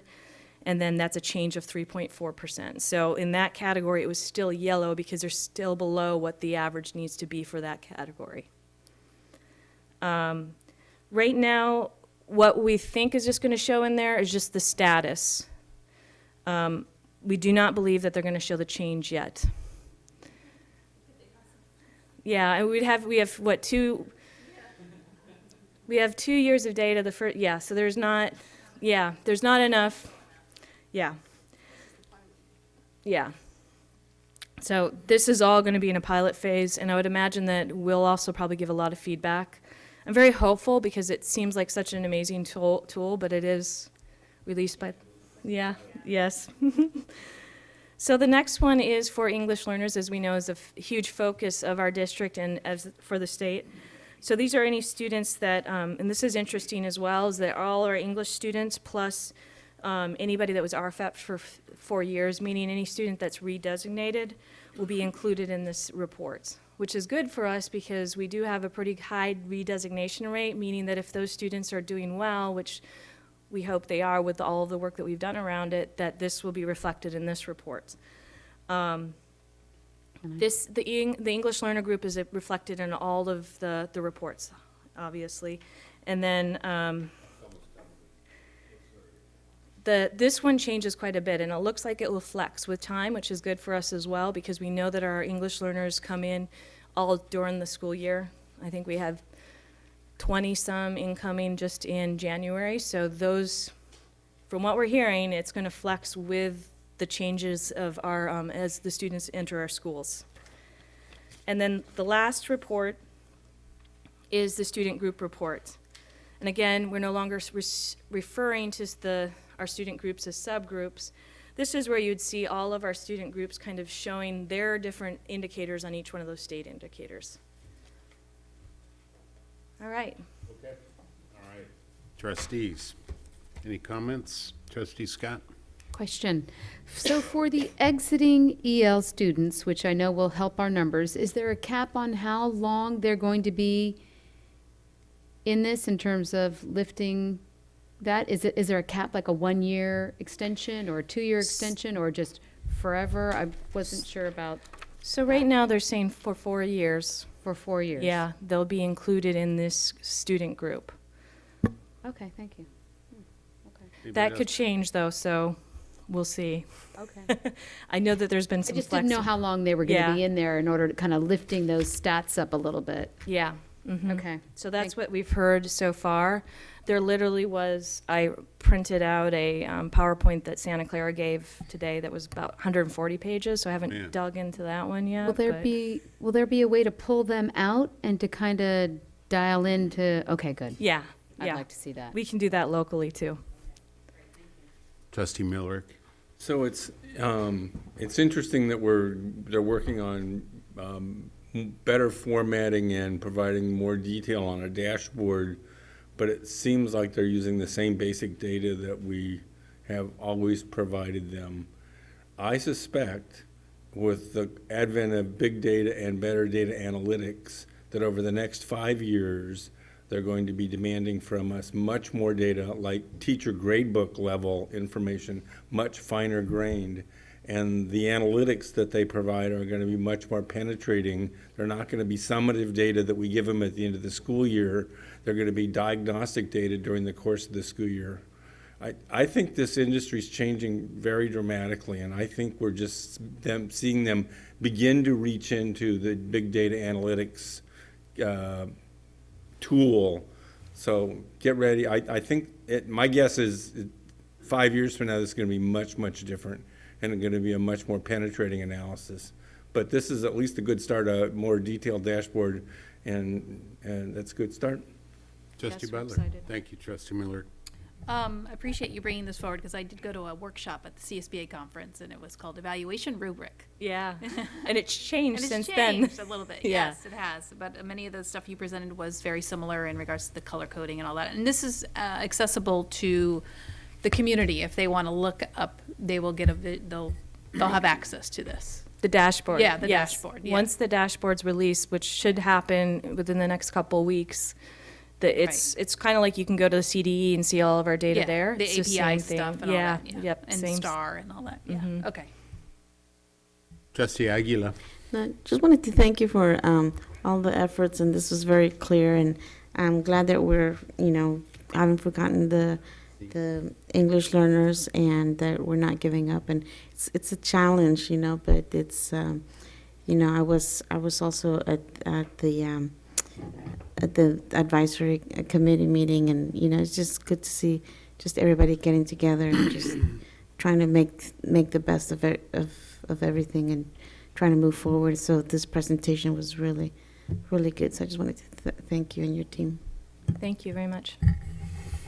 Well, I think this is a great report, and it's certainly this whole LCAP process, as you know, is morphing daily, Yeah. weekly, yearly, whatever, and it's all heading in a great direction, and it's all data driven, obviously, and much of this I think we already have about our kids within our own programs, but this is good high level stuff, and I like it. It's going to be fun to follow the train down the road, or the tracks rather.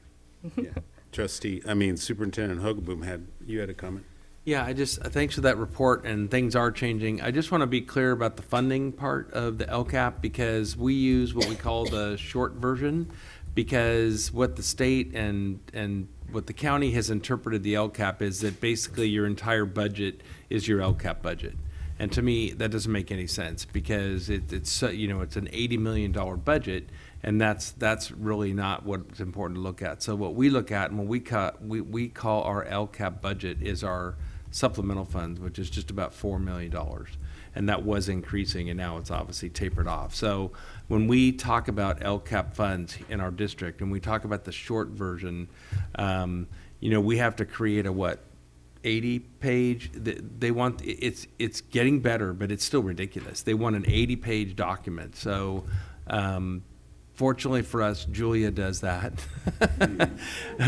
But it sucks because it's ridiculous. It's an 80-page document that no one's going to look at because it's got so much stuff in it. And so we really do, for the sake of our district advisory committee and community, look at the $4 million that we get in supplemental funds that are supposed to be going to close the achievement gap. So, and it's a zero-sum game now because that LCAP money is not going up. So the district advisory committee, and that's where that March 6th meeting is crucial, The needs are many and the dollars are few. And if we increase funding for, I mean, you could make a really strong argument that maybe needs to be made. And some of you and I believe, that preschool and TK is, I don't know, how good of an investment is that? You know that when kids come in, there's already that achievement gap that exists. So depending on what that costs, maybe it's, I don't know, let's say it's $1 million. Well, is it worth taking $1 million of the $4 million that we get and putting it there? That's a call. The LCAP people are going to make a recommendation to me, and I'll make a recommendation to you. But summer school comes out of that. Kevin Clark, our EL things, are, all that stuff comes out of the same pot. So we really are open this year to kind of here's what we've done, and we'll show them that coaches are out of that. That's a big part of it. That's what, $650,000. But our coaches are so integral. So I like the process, but I also hate it because there's so many needs that we need out of this $4 million. And if we're going to increase, we're going to add another coach, then we're going to have to cut something else. If we're going to make preschool or TK for everybody, that's a great, should we be doing that? Sure we should. Do we have the money to do it? That's a difficult question. So I just want to be clear that when we talk about the short version, when I talk about LCAP funding, I'm talking about the supplemental $4 million, not the entire budget, even though technically we do have to put that in there. So there's just going to be some difficult questions to wrestle with, and we need to make sure it's research-based and that we have the best data we can. But there's going to be a lot of, there's a lot of priorities. And so again, we can expand summer school, and we should expand summer school, but something's going to have to get cut. So I appreciate the work you guys are putting into it to try to look at the metrics, to try to make sure it's research-based, to try to make sure, again, that we're getting the biggest bang for our buck with that $4 million, because we also know that whatever school districts in general have been doing is not working. We're not closing the achievement gap. It's not happening. We're not happening here. It's not happening. I mean, there's so few places where we're doing that we really, this work is extremely important work to see, well, what is it that is going to make the difference? So it's a big task. It's an interesting task. I think we got a great, I really appreciate our staff's work, and the district advisory committee is a great group because it's a lot of community people, school people, parents, 10,000 Degrees, Marin Promise, Novato Youth Center. So and again, if any of you can come for any part of that day on March 6th, that's our full day crack at the LCAP. And then we've got, an April and a May meeting, because we have to bring that to you by June. May. Yeah, but it's kind of like May when it's part of the budget. So. Oh, yeah. Well, we have a draft of it due in April, right Yeah. after spring break. So Yeah. we'll have a nice draft of There you yeah. Yeah. Yeah. So anyway, a lot of work, good work, hard work needs. I appreciate the questions because you guys are asking they're hard questions and they're not easy to answer either. Thank you. Thank you. All right, Mr. Koska. School enrollment and capacity for the 2017-18 school year is next. Yeah, all right. Thank you very much for having me. This is a quick item. One of our board policies around inter and intra-district transfers mandates that we have a discussion, that I bring to you information around both capacity and enrollment projections for the next school year. And so I'm here to very briefly discuss the report that I provided you with. It is important to note that both capacity at schools changes throughout the school year, as does enrollment. So an example of how capacity changes at a school would be the movement of our preschool program from Hill Education Center to Rancho. So that those two classrooms that we could use at Rancho to house 54 students are now going to be used to house approximately 10 students. So that's just an example of how programmatic changes that we make affect the capacity that we have at our schools. And those aren't always reflected in this summary document because the capacity here is all pulled from our facilities master plan. So I say that because these are kind of a snapshot in time of both capacity and enrollment. Just since we created this board report in advance of this meeting, we've had subsequent meetings to talk about enrollment, and we've seen places where enrollment has shifted away from where we thought it was even a week ago. So we're in a time of very rapid change. So I present you this report that talks about what we anticipate capacity to be, what we anticipated a week ago our enrollment to be. And the point of this is to start, give us a launching pad to think about where we might have room for inter and intra-district transfers. So with that in mind, I open it up to any questions. Okay, trustees, thank you, Chris. Any questions? Trustee Mack? I'm going to just touch on that last sentence you said. I had another question, but that caught my attention. So elaborate. When you say where do we have room for inter and intra-district transfers, what would you say based on what you see here? What I see here is fairly inconclusive, honestly. Okay. And that's the frustrating part about a deadline in February to share this information with you. You know, clearly at Hamilton K-8 school, where it says that, you know, we have space for 162 kids, we would more than likely have an opportunity for students to transfer to Hamilton.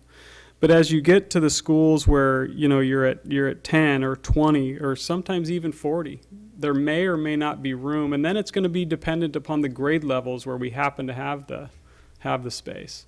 So it's a challenge at this point. Okay, and then I'll get to the question that I had before you brought that sentence up, because it was caught my attention.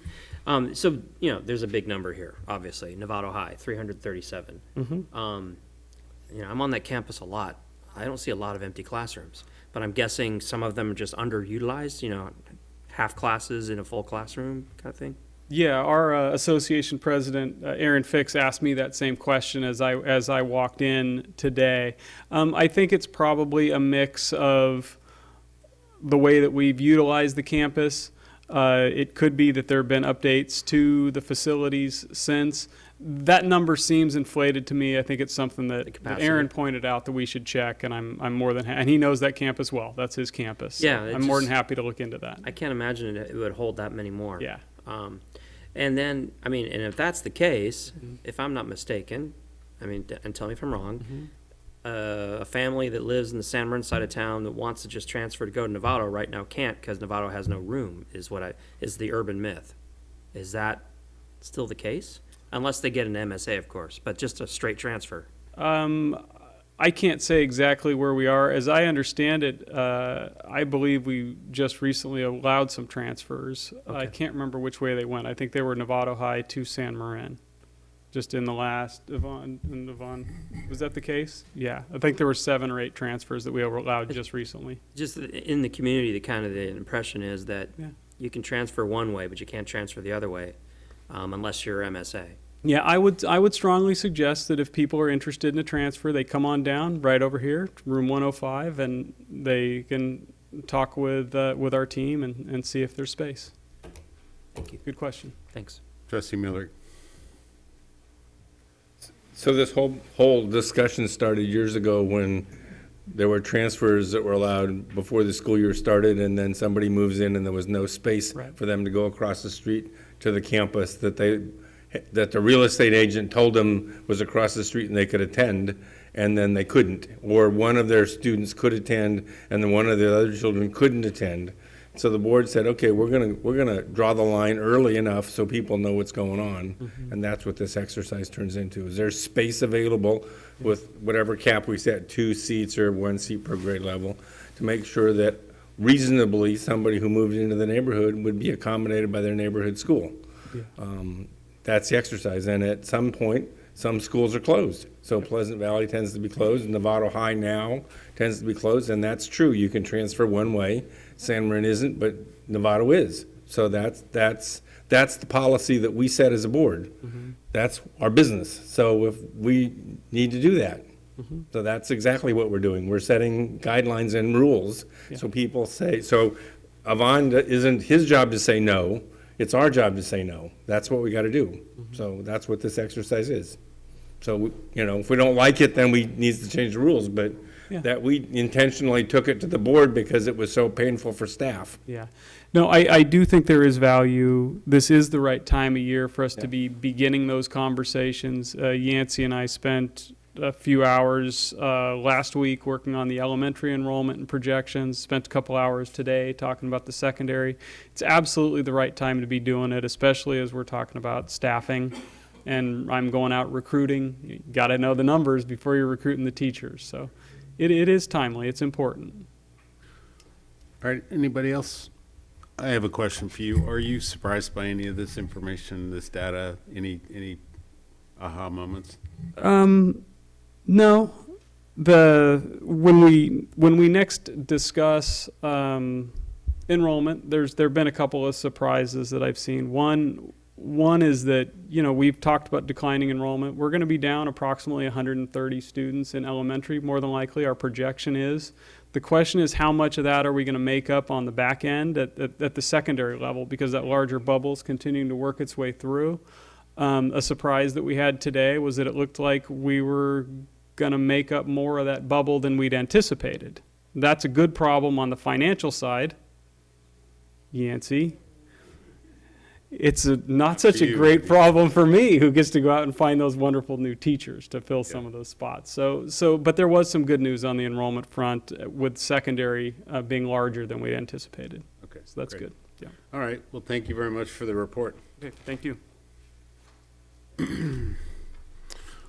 All right, we're on to our first action item, discussion action item, item A, resolution number 23, 2016-17 Adult Education Block Grant, and Yvonne Chaidez will be directing us through that. All right. Thank you. So this resolution is the Adult Education Block Grant Member Participation and Oversight Committee appointee, with Lynn Erickson moving on to a new position. It left that void. She was our committee appointee for this block grant member participation. So the only thing that's different is that we've added Mary Pritchard, who is currently our interim coordinator of student services. So we've added her name to it. And so the superintendent staff were recommending approval of this resolution to have her now be our appointee. Great. Trustees, any questions? All right, so we have a first by trustee Millerick and a second by trustee Aguila. And I am going to have a roll call for this one. Trustee Butler? Aye. Trustee Nell absent. Trustee Millerick? Aye. Trustee Cooper is aye. Trustee Scott? Aye. Trustee Aguila? Aye. Trustee Mack? Aye. So 6 ayes, 1 absent, and that's it. And so that resolution is approved. Thank you very much. Yeah, I'll do it. All right, thank you. On to item, as we made an adjustment to the agenda, we're going to move to item D, which is recommend approval of Board Policy 3470, debt issuance and management. This is the second and possibly final reading. And Yancey Hawkins. Thank you, President Cooper. The debt management policy has been made in connection with the new legislation, SB 1029. I'll start back. The board has reviewed the first reading of this the last time, and there have been no changes except for formatting for approval. But just a quick run through. It's in response to legislation SB 1029 that was effective January 1st of this year that required any governmental agencies that were issuing debt to have a formal debt management policy, which I think is a good governance policy anyways. Our policy is based upon the CSBA policy. And one thing that I would note in terms of timing is that in order to keep the current timeline of bond issuance that we have been working on the last couple of months, that we would have to approve this tonight. So if there are any questions, we can obviously move things, but to keep our current schedule, it needs to be approved 30 days before the closing of the bonds, which is currently scheduled for March 16th. Okay, thank you for that. And you're accompanied also by, Sorry, this is Jocelyn Peach from DWK. She's going to become more important as we get to the second item when we discuss the issuance of the debt. She is the person who has spent long hours getting all of the documents ready and drafting those. glad to have you here. All right, trustees, any comment? No comment? See, okay, trustee Butler moves. Second, trustee Aguila, all in favor? That passes 6 aye and 1 absent. Thank you very much.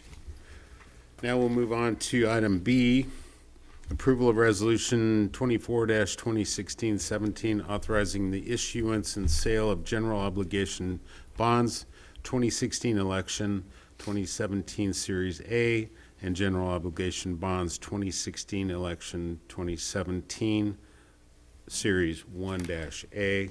And Yancey again. All right. Thank you, President Cooper. This item envisions the approval of the resolution to issue the first $51 million of debt of the $222 million Measure G that was approved by the voters in November.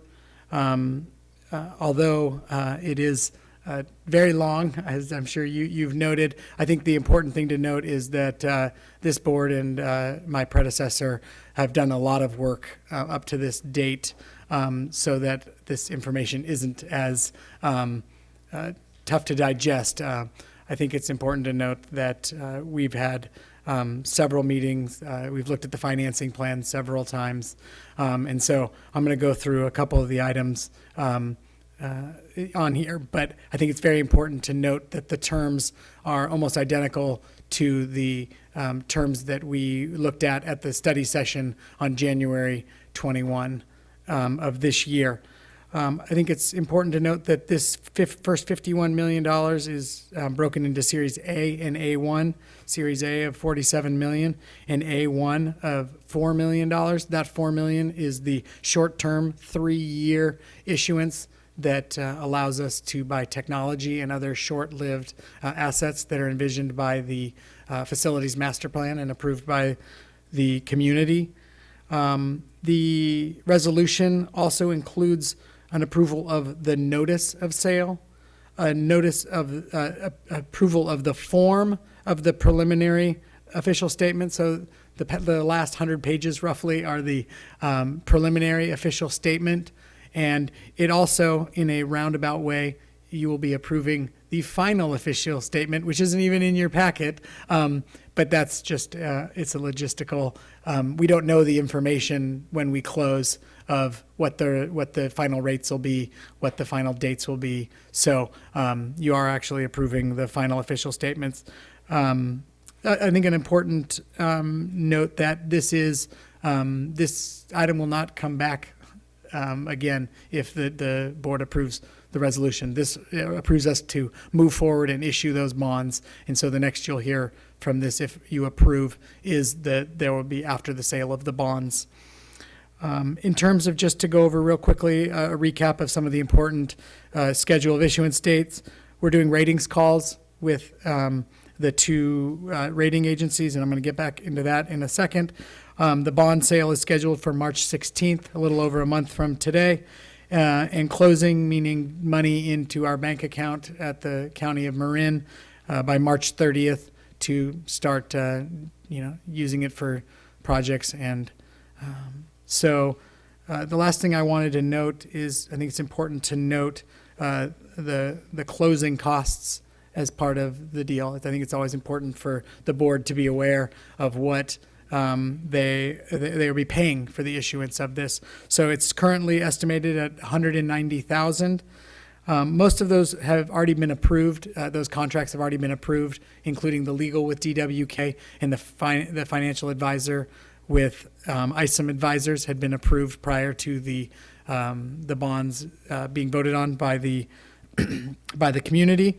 But there is one change from the meeting that we had on January 21st, and I wanted to be clear to the committee, is that after discussions with financial institutions, because the offering will be over 50 million, several of them have had updated requirements that they have 2 ratings in order to bid on the bonds. And since we have a competitive sale and we want as many agencies, financial institutions bidding on those bonds as possible to bring down the cost, we felt it was appropriate to get the second. We had envisioned S&P, but we'll have Moody's as our secondary, or our second, not secondary, our second. So I did want to make you aware of that. But altogether, I think definitely a market rate for issuance costs for an offering of this size. With that, I am happy to open it up to any questions. All right. And I will say that I will allow the financial questions that I will answer. If there is some legal form questions, Jocelyn is here to answer any specific legal questions, so I might turn it over to her. Knowing this board, I think we'll have a few of those. Yes. Trustee Miller, you were first. Thank you, Jocelyn, for coming in this evening. Appreciate the support. Hopefully you work at a Novato office. No. No. Okay. The fee. If we go out to sale and it's a bid sale and we do not have enough bidders or we don't like the price of the bid we got, do we have recourse at that time to withdraw and go back into the market a different way, or are we committed when we put them on up for bid to accept whatever is handed to us? We can reject the bids. So we do not have to accept.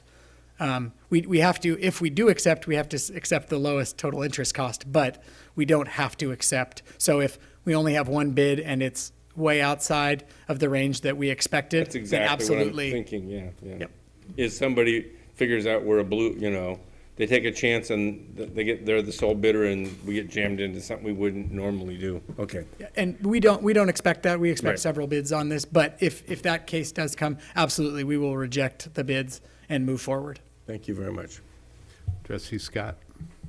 I have a question on page 8, when it talks about the unclaimed monies. Can you elaborate a little bit more on that? I'm not sure.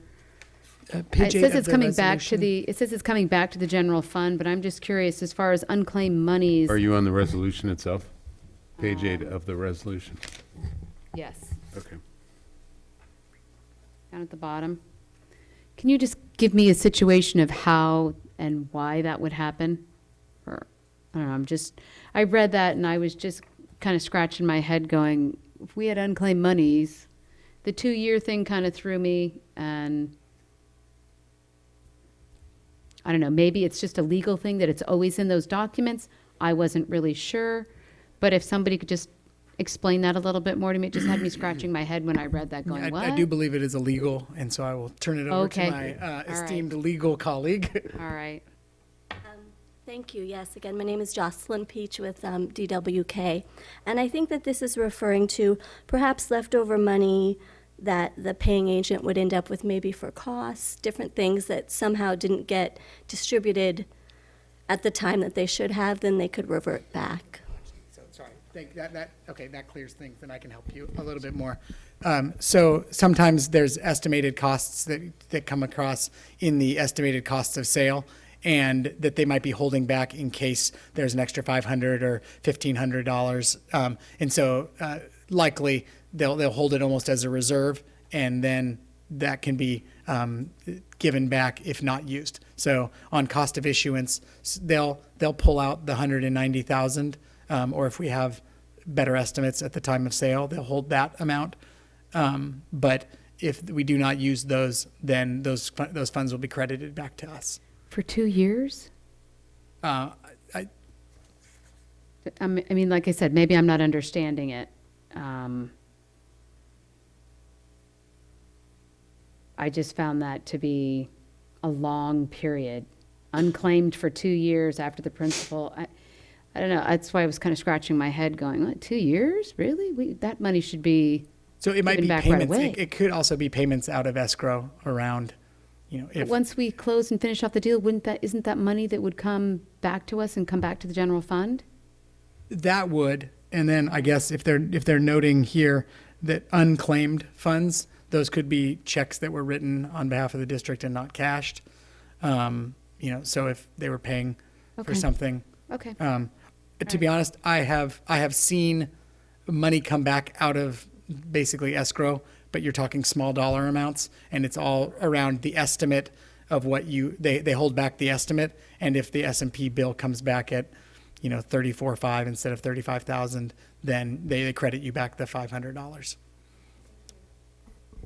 All right, Trustee Mack? Just the requisite dumb question. The ratings, getting 2 of them, how long do they last? I mean, can we use them in a subsequent round, or we have to go out every time? If we're issuing again, we'll have to go and update those.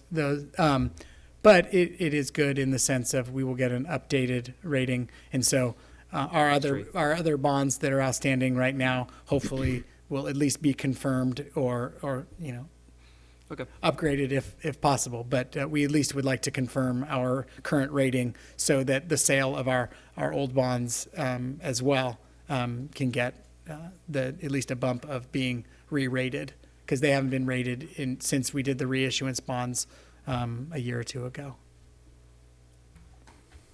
Trustees, Trustee Miller? You're anticipating AA? I'm anticipating AA. We're putting together a long presentation for the rating agencies, and if we can increase that, that's absolutely what we would want to do, because obviously any increase in our rating means savings for our taxpayers. So obviously, but I'm expecting a AA rating, just a continuation of our rating. It was only a couple years ago that we did that. Yeah. And financing hasn't changed much in Marin County. No, it hasn't changed. Our general situation hasn't changed significantly with property. All right, trustees, so this is a discussion action item. I do want to say that this is an exciting step to something we started in improving our schools and campuses and facilities, and this is a huge step forward, so this is exciting. So with that, I'll take, you'll give a motion or take a motion? You give one? Okay. Okay, Trustee Millerick is first. I'll second. Trustee Scott is a second. And all in favor? That is an affirmative. It passes with 6 ayes and 1 absent. Thank you very much. President Cooper, I would also just like to thank our legal team, our financial advisors, and especially Nancy Walker in our finance office, who's been working really hard. These documents don't just come out of thin air. So I'd just like to thank them. That's a great point, and I echo that. Thank you. And for traveling from wherever you're traveling from. San Diego? No. Yeah. I wasn't going to say. Okay, so great. Have a safe trip home. We're on to item C, approval of Measure G, Tier 1 Basic Needs Projects, and Measure G update. And our esteemed Assistant Superintendent Business and Operations is here again. Thank you, President Cooper. This is really a dual item. It's an update on just the Measure G process, which we've kind of been doing at each board meeting as things are going fast and furious in the program right now. But it's also a really exciting point because we're approving the first 3 projects in Measure G. So that's a very exciting, maybe not as exciting as getting the first 51 million, but still, it's pretty darn exciting.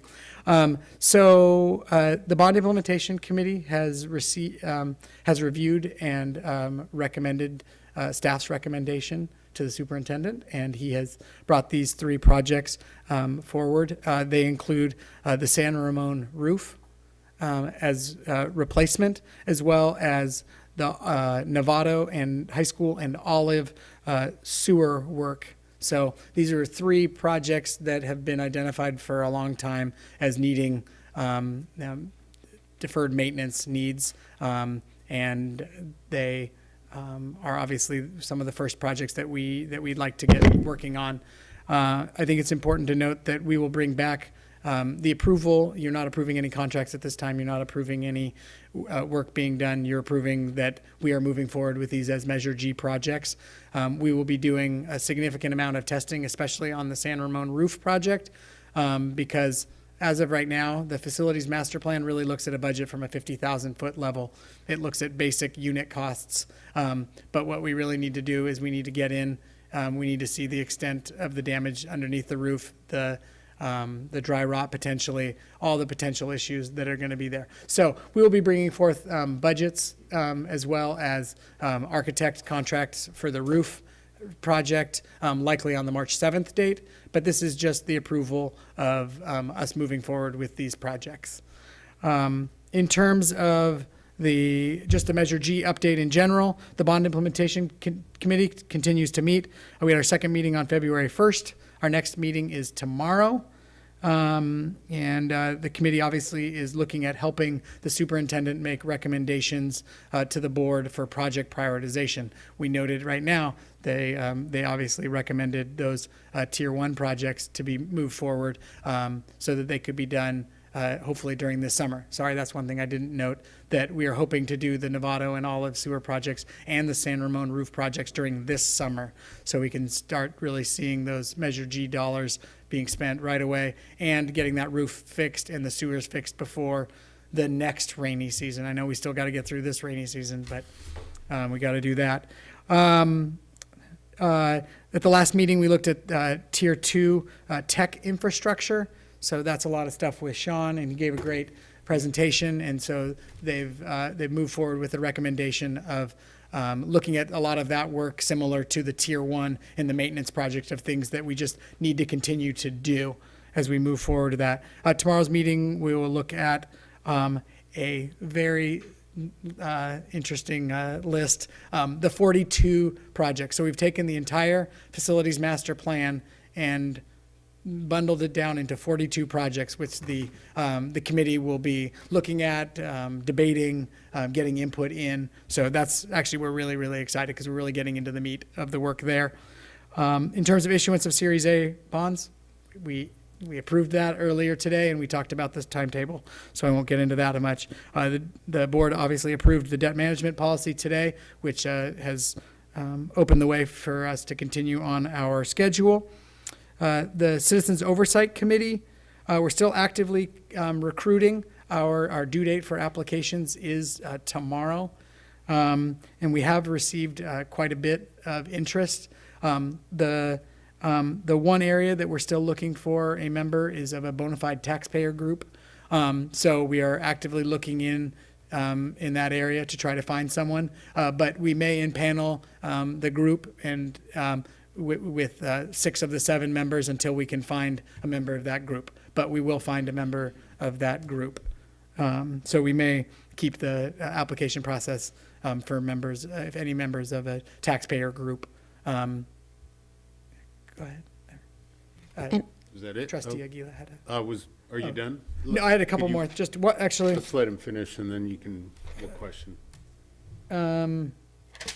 Actually, no, I am done. Okay. So Trustee sorry. Aguila, you're up. So with that member, would it have to be a Novato member? They have to either be a resident in Novato or work in Novato, but the taxpayer group doesn't necessarily need to be a Novato specific. It could be a Marin taxpayer group. It could be a Bay Area taxpayer group. So any individual from a Marine taxpayer Yeah, anyone who or works in Novato. Could be somebody. Ideally, we want to live in somebody No, absolutely. I think, but there are some times where we, have people from other agencies, local agencies that we believe could be very valuable as well that we would consider. And you still have the application on the website? The application is still on the website. I've received 2 more applications in today, so we'll be doing interviews end of next week or early the week after that. So, thank you. All right. Anyone else? Trustee Millerick? So I'm thrilled to see we're jumping on, in the rainy season, which sort of exacerbate, anything that's gonna breaks now. but the San Ramon roof and the two sewer systems on two campuses, which have direct impact. We heard earlier, principal at San Ramon has got buckets around catching drops. So we know that it's impacting student life, so these are clearly priority items. I am concerned, this is, I guess I'll find out more when we tear that roof off, that we had construction money, and if this roof was failing 10 years ago and we didn't fix it 10 years ago, it wasn't brought forward by our staff to address when we had money, and and there's now structural damage in the joist systems underneath that roof, I would be sad to find that out. So I would hope we get a report back when that work occurs, that we have, or an inspection occurs, that we find out if we actually waited too long and increased the cost of the repair that would otherwise, would have occurred. So, I'm a little frustrated on that issue, but we'll find out. I mean, that's what we're going to find out. The other comment you made, I think, Sean, is got a technical project. We haven't approved those technical projects, right? That's coming to us later. That would come to us later. Yeah, okay, the bond implementation has agreed with the recommendation that to treat several of the technology infrastructure items similar to how we've looked at the tier 1 projects that are maintenance, just like the light has to turn on in a classroom, the internet has to turn on in the classroom as well for learning. So things that are, there's parts that, so those projects will be brought to you but the timing was important on these 3 projects because of the hope to get them done during this summer and before the next rainy season. Thank you, answered my questions. Thank you very much. All right, any other trustees? Trustee Butler? I'll move this item. Okay, and this is to approve the San Ramon roof replacement, Novato High School sewer repairs, and the Olive School sewer repairs as well. So I have a first, a second. Trustee Millerick, all in favor? 6 in favor, 1 absent. Thank you. Can we move away from using Measure G and put GO bond or instead of using Measure G in the title? You got It's it. just a little thing, I know, but we're done with that. All righty. All right. All righty. Good point. That's not a problem. That's an easy one. All right, and our final discussion action item, item E, Superintendent Hogaboom will discuss and approve, or we will discuss and approve Resolution 22 to move Board of Trustee elections from odd to even numbered years to occur during statewide general elections. And each of us has the updated pink copy in front of us, so Superintendent Hogaboom, welcome again. Thank you, President Cooper. So due to the detailed analysis of our clerk, you have the amended version in front of you, and that's because we took a model from the TAM district, which is a high school district. So basically the change between the pink sheet and the white one is in the 5th whereas.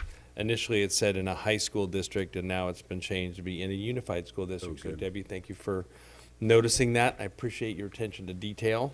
So this is Resolution 22 to move the Board of Trustee elections from odd to even number years to occur during statewide general elections. And actually, SB 415, which is called the California Voter Participation Rights Act, was actually passed in 2015. And it actually doesn't take effect until 2018. So I'm actually fairly impressed that they gave us a little bit of time to implement this. So I think you guys have read a little bit about this, but currently our elections, as most elections for school boards do, occur on odd number years, and while statewide general elections occur on even numbered years. So really the gist of this resolution is to move the odd number years to when the general elections are, so that you get higher voter participation turnouts. And this resolution was brought about because they want to try to limit costs and increase voter turnout. So the scale was that if you had a decrease of more than 25% in those off years, then you would be required to do this. I mean, it sounds like, from my opinion, it's a good thing to do anyway, but you can't see this piece of this graph that's up here, but what it shows you in Novato.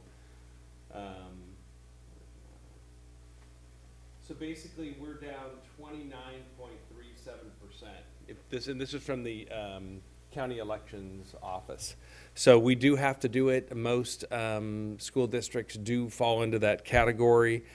Even if we didn't, it seemed like it would be a good thing to do anyway. So really the question for me is really when to do it, because we're going to save money, because we'll be able to share the costs of going out for the election. So that'll save our community money, and we should get higher voter turnouts if we do it during those years. So the only downside is the district has to, if you'll see under financial impact, the district must pay the expense of mailing a notice of approval of the change board member election dates as required in Elections Code sections 10404.5. So basically that's just telling everybody that we're moving the election. So the recommendation, really you have three choices. You can make this change to take effect in 2017, moving those of you who'd be elected in 2017 to 2018, and then moving those in 2019 to 20, or do we start it in 2019, or do we start it in 2021? So that's really the question, that you have the leeway. You could wait till 2021 and not do it until then, but that doesn't seem to make a lot of sense. So I'm recommending that we do this to take effect in 2019, and the reason for that is because I think that I don't want you guys to look at being self-serving by extending. What this will do in effect is obviously extend your term for an extra year. So if you were up in 2017, you get an extra year till 2018. If you're up in 2019, you get pushed to 2020. So I think just to be transparent and to let the voters know, you might be running in 2019, you might not, but those of you that would be up in 2017, it would automatically give you an extra year. So I think this is transparent and open. We're still doing it in a timely fashion, and so that's why I'm recommending that you approve this tonight, even though it wouldn't take effect until 2019. One other a little bit vague part of this SB 415 has to do with the plan. So if you adopt it for this year in 2017, then you send the resolution to the Board of Supervisors, and then they approve it, and then it takes effect. What's unclear is if you do it after that, you have to develop a plan. And in the legal briefing we had, it was the plan. What that plan is kind of unclear. So we're kind of assuming, based on what we've heard from our legal, that by adopting this resolution, that really is our plan. We've adopted the resolution. The Board of Supervisors passes it, and that would serve as our plan for what we intend to do for the future. Because you have to adopt the plan by 2018. So we would have adopted this resolution ahead of time. Let's see.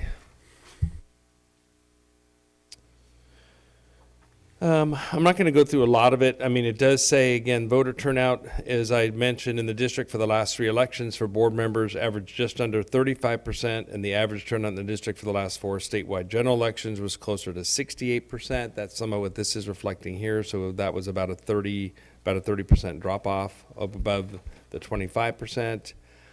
Board of Supervisors approves the resolution.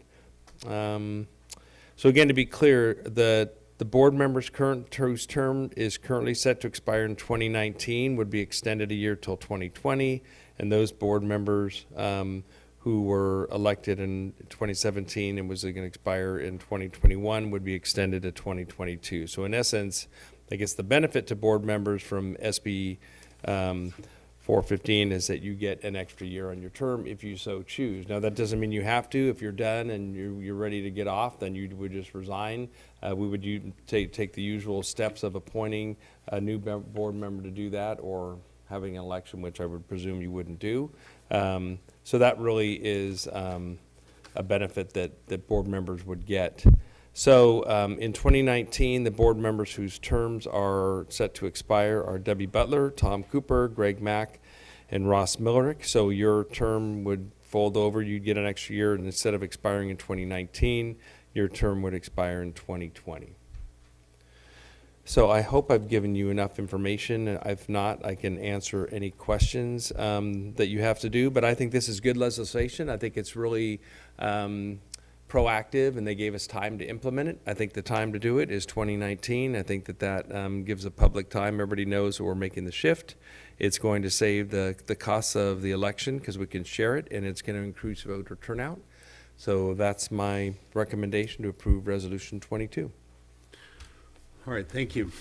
Board members, what do you think? Trustee Mack? Yeah, I just wanted to clarify. I think there's another piece of information I need to add, if I remember reading this right. Something to do with school boards cannot have terms of less than 4 years, so that's another limitation because there's some municipalities that are actually shortening their terms to meet these requirements, and we don't have that option. We can only lengthen our terms. So in effect, we have to go from 4 to 5 through a whole cycle of 2 elections. We don't have the choice of shortening, say, the 4 of us down to 3. We have to go up. I just want to make that clear. Thank you. Trustee Miller, thank you, Trustee May. I don't think we have a choice. I'll move adoption of the resolution. I'll second. Trustee Scott, second. Trustee Miller first. All in favor? Good idea. More voters voting. I agree. Better public process.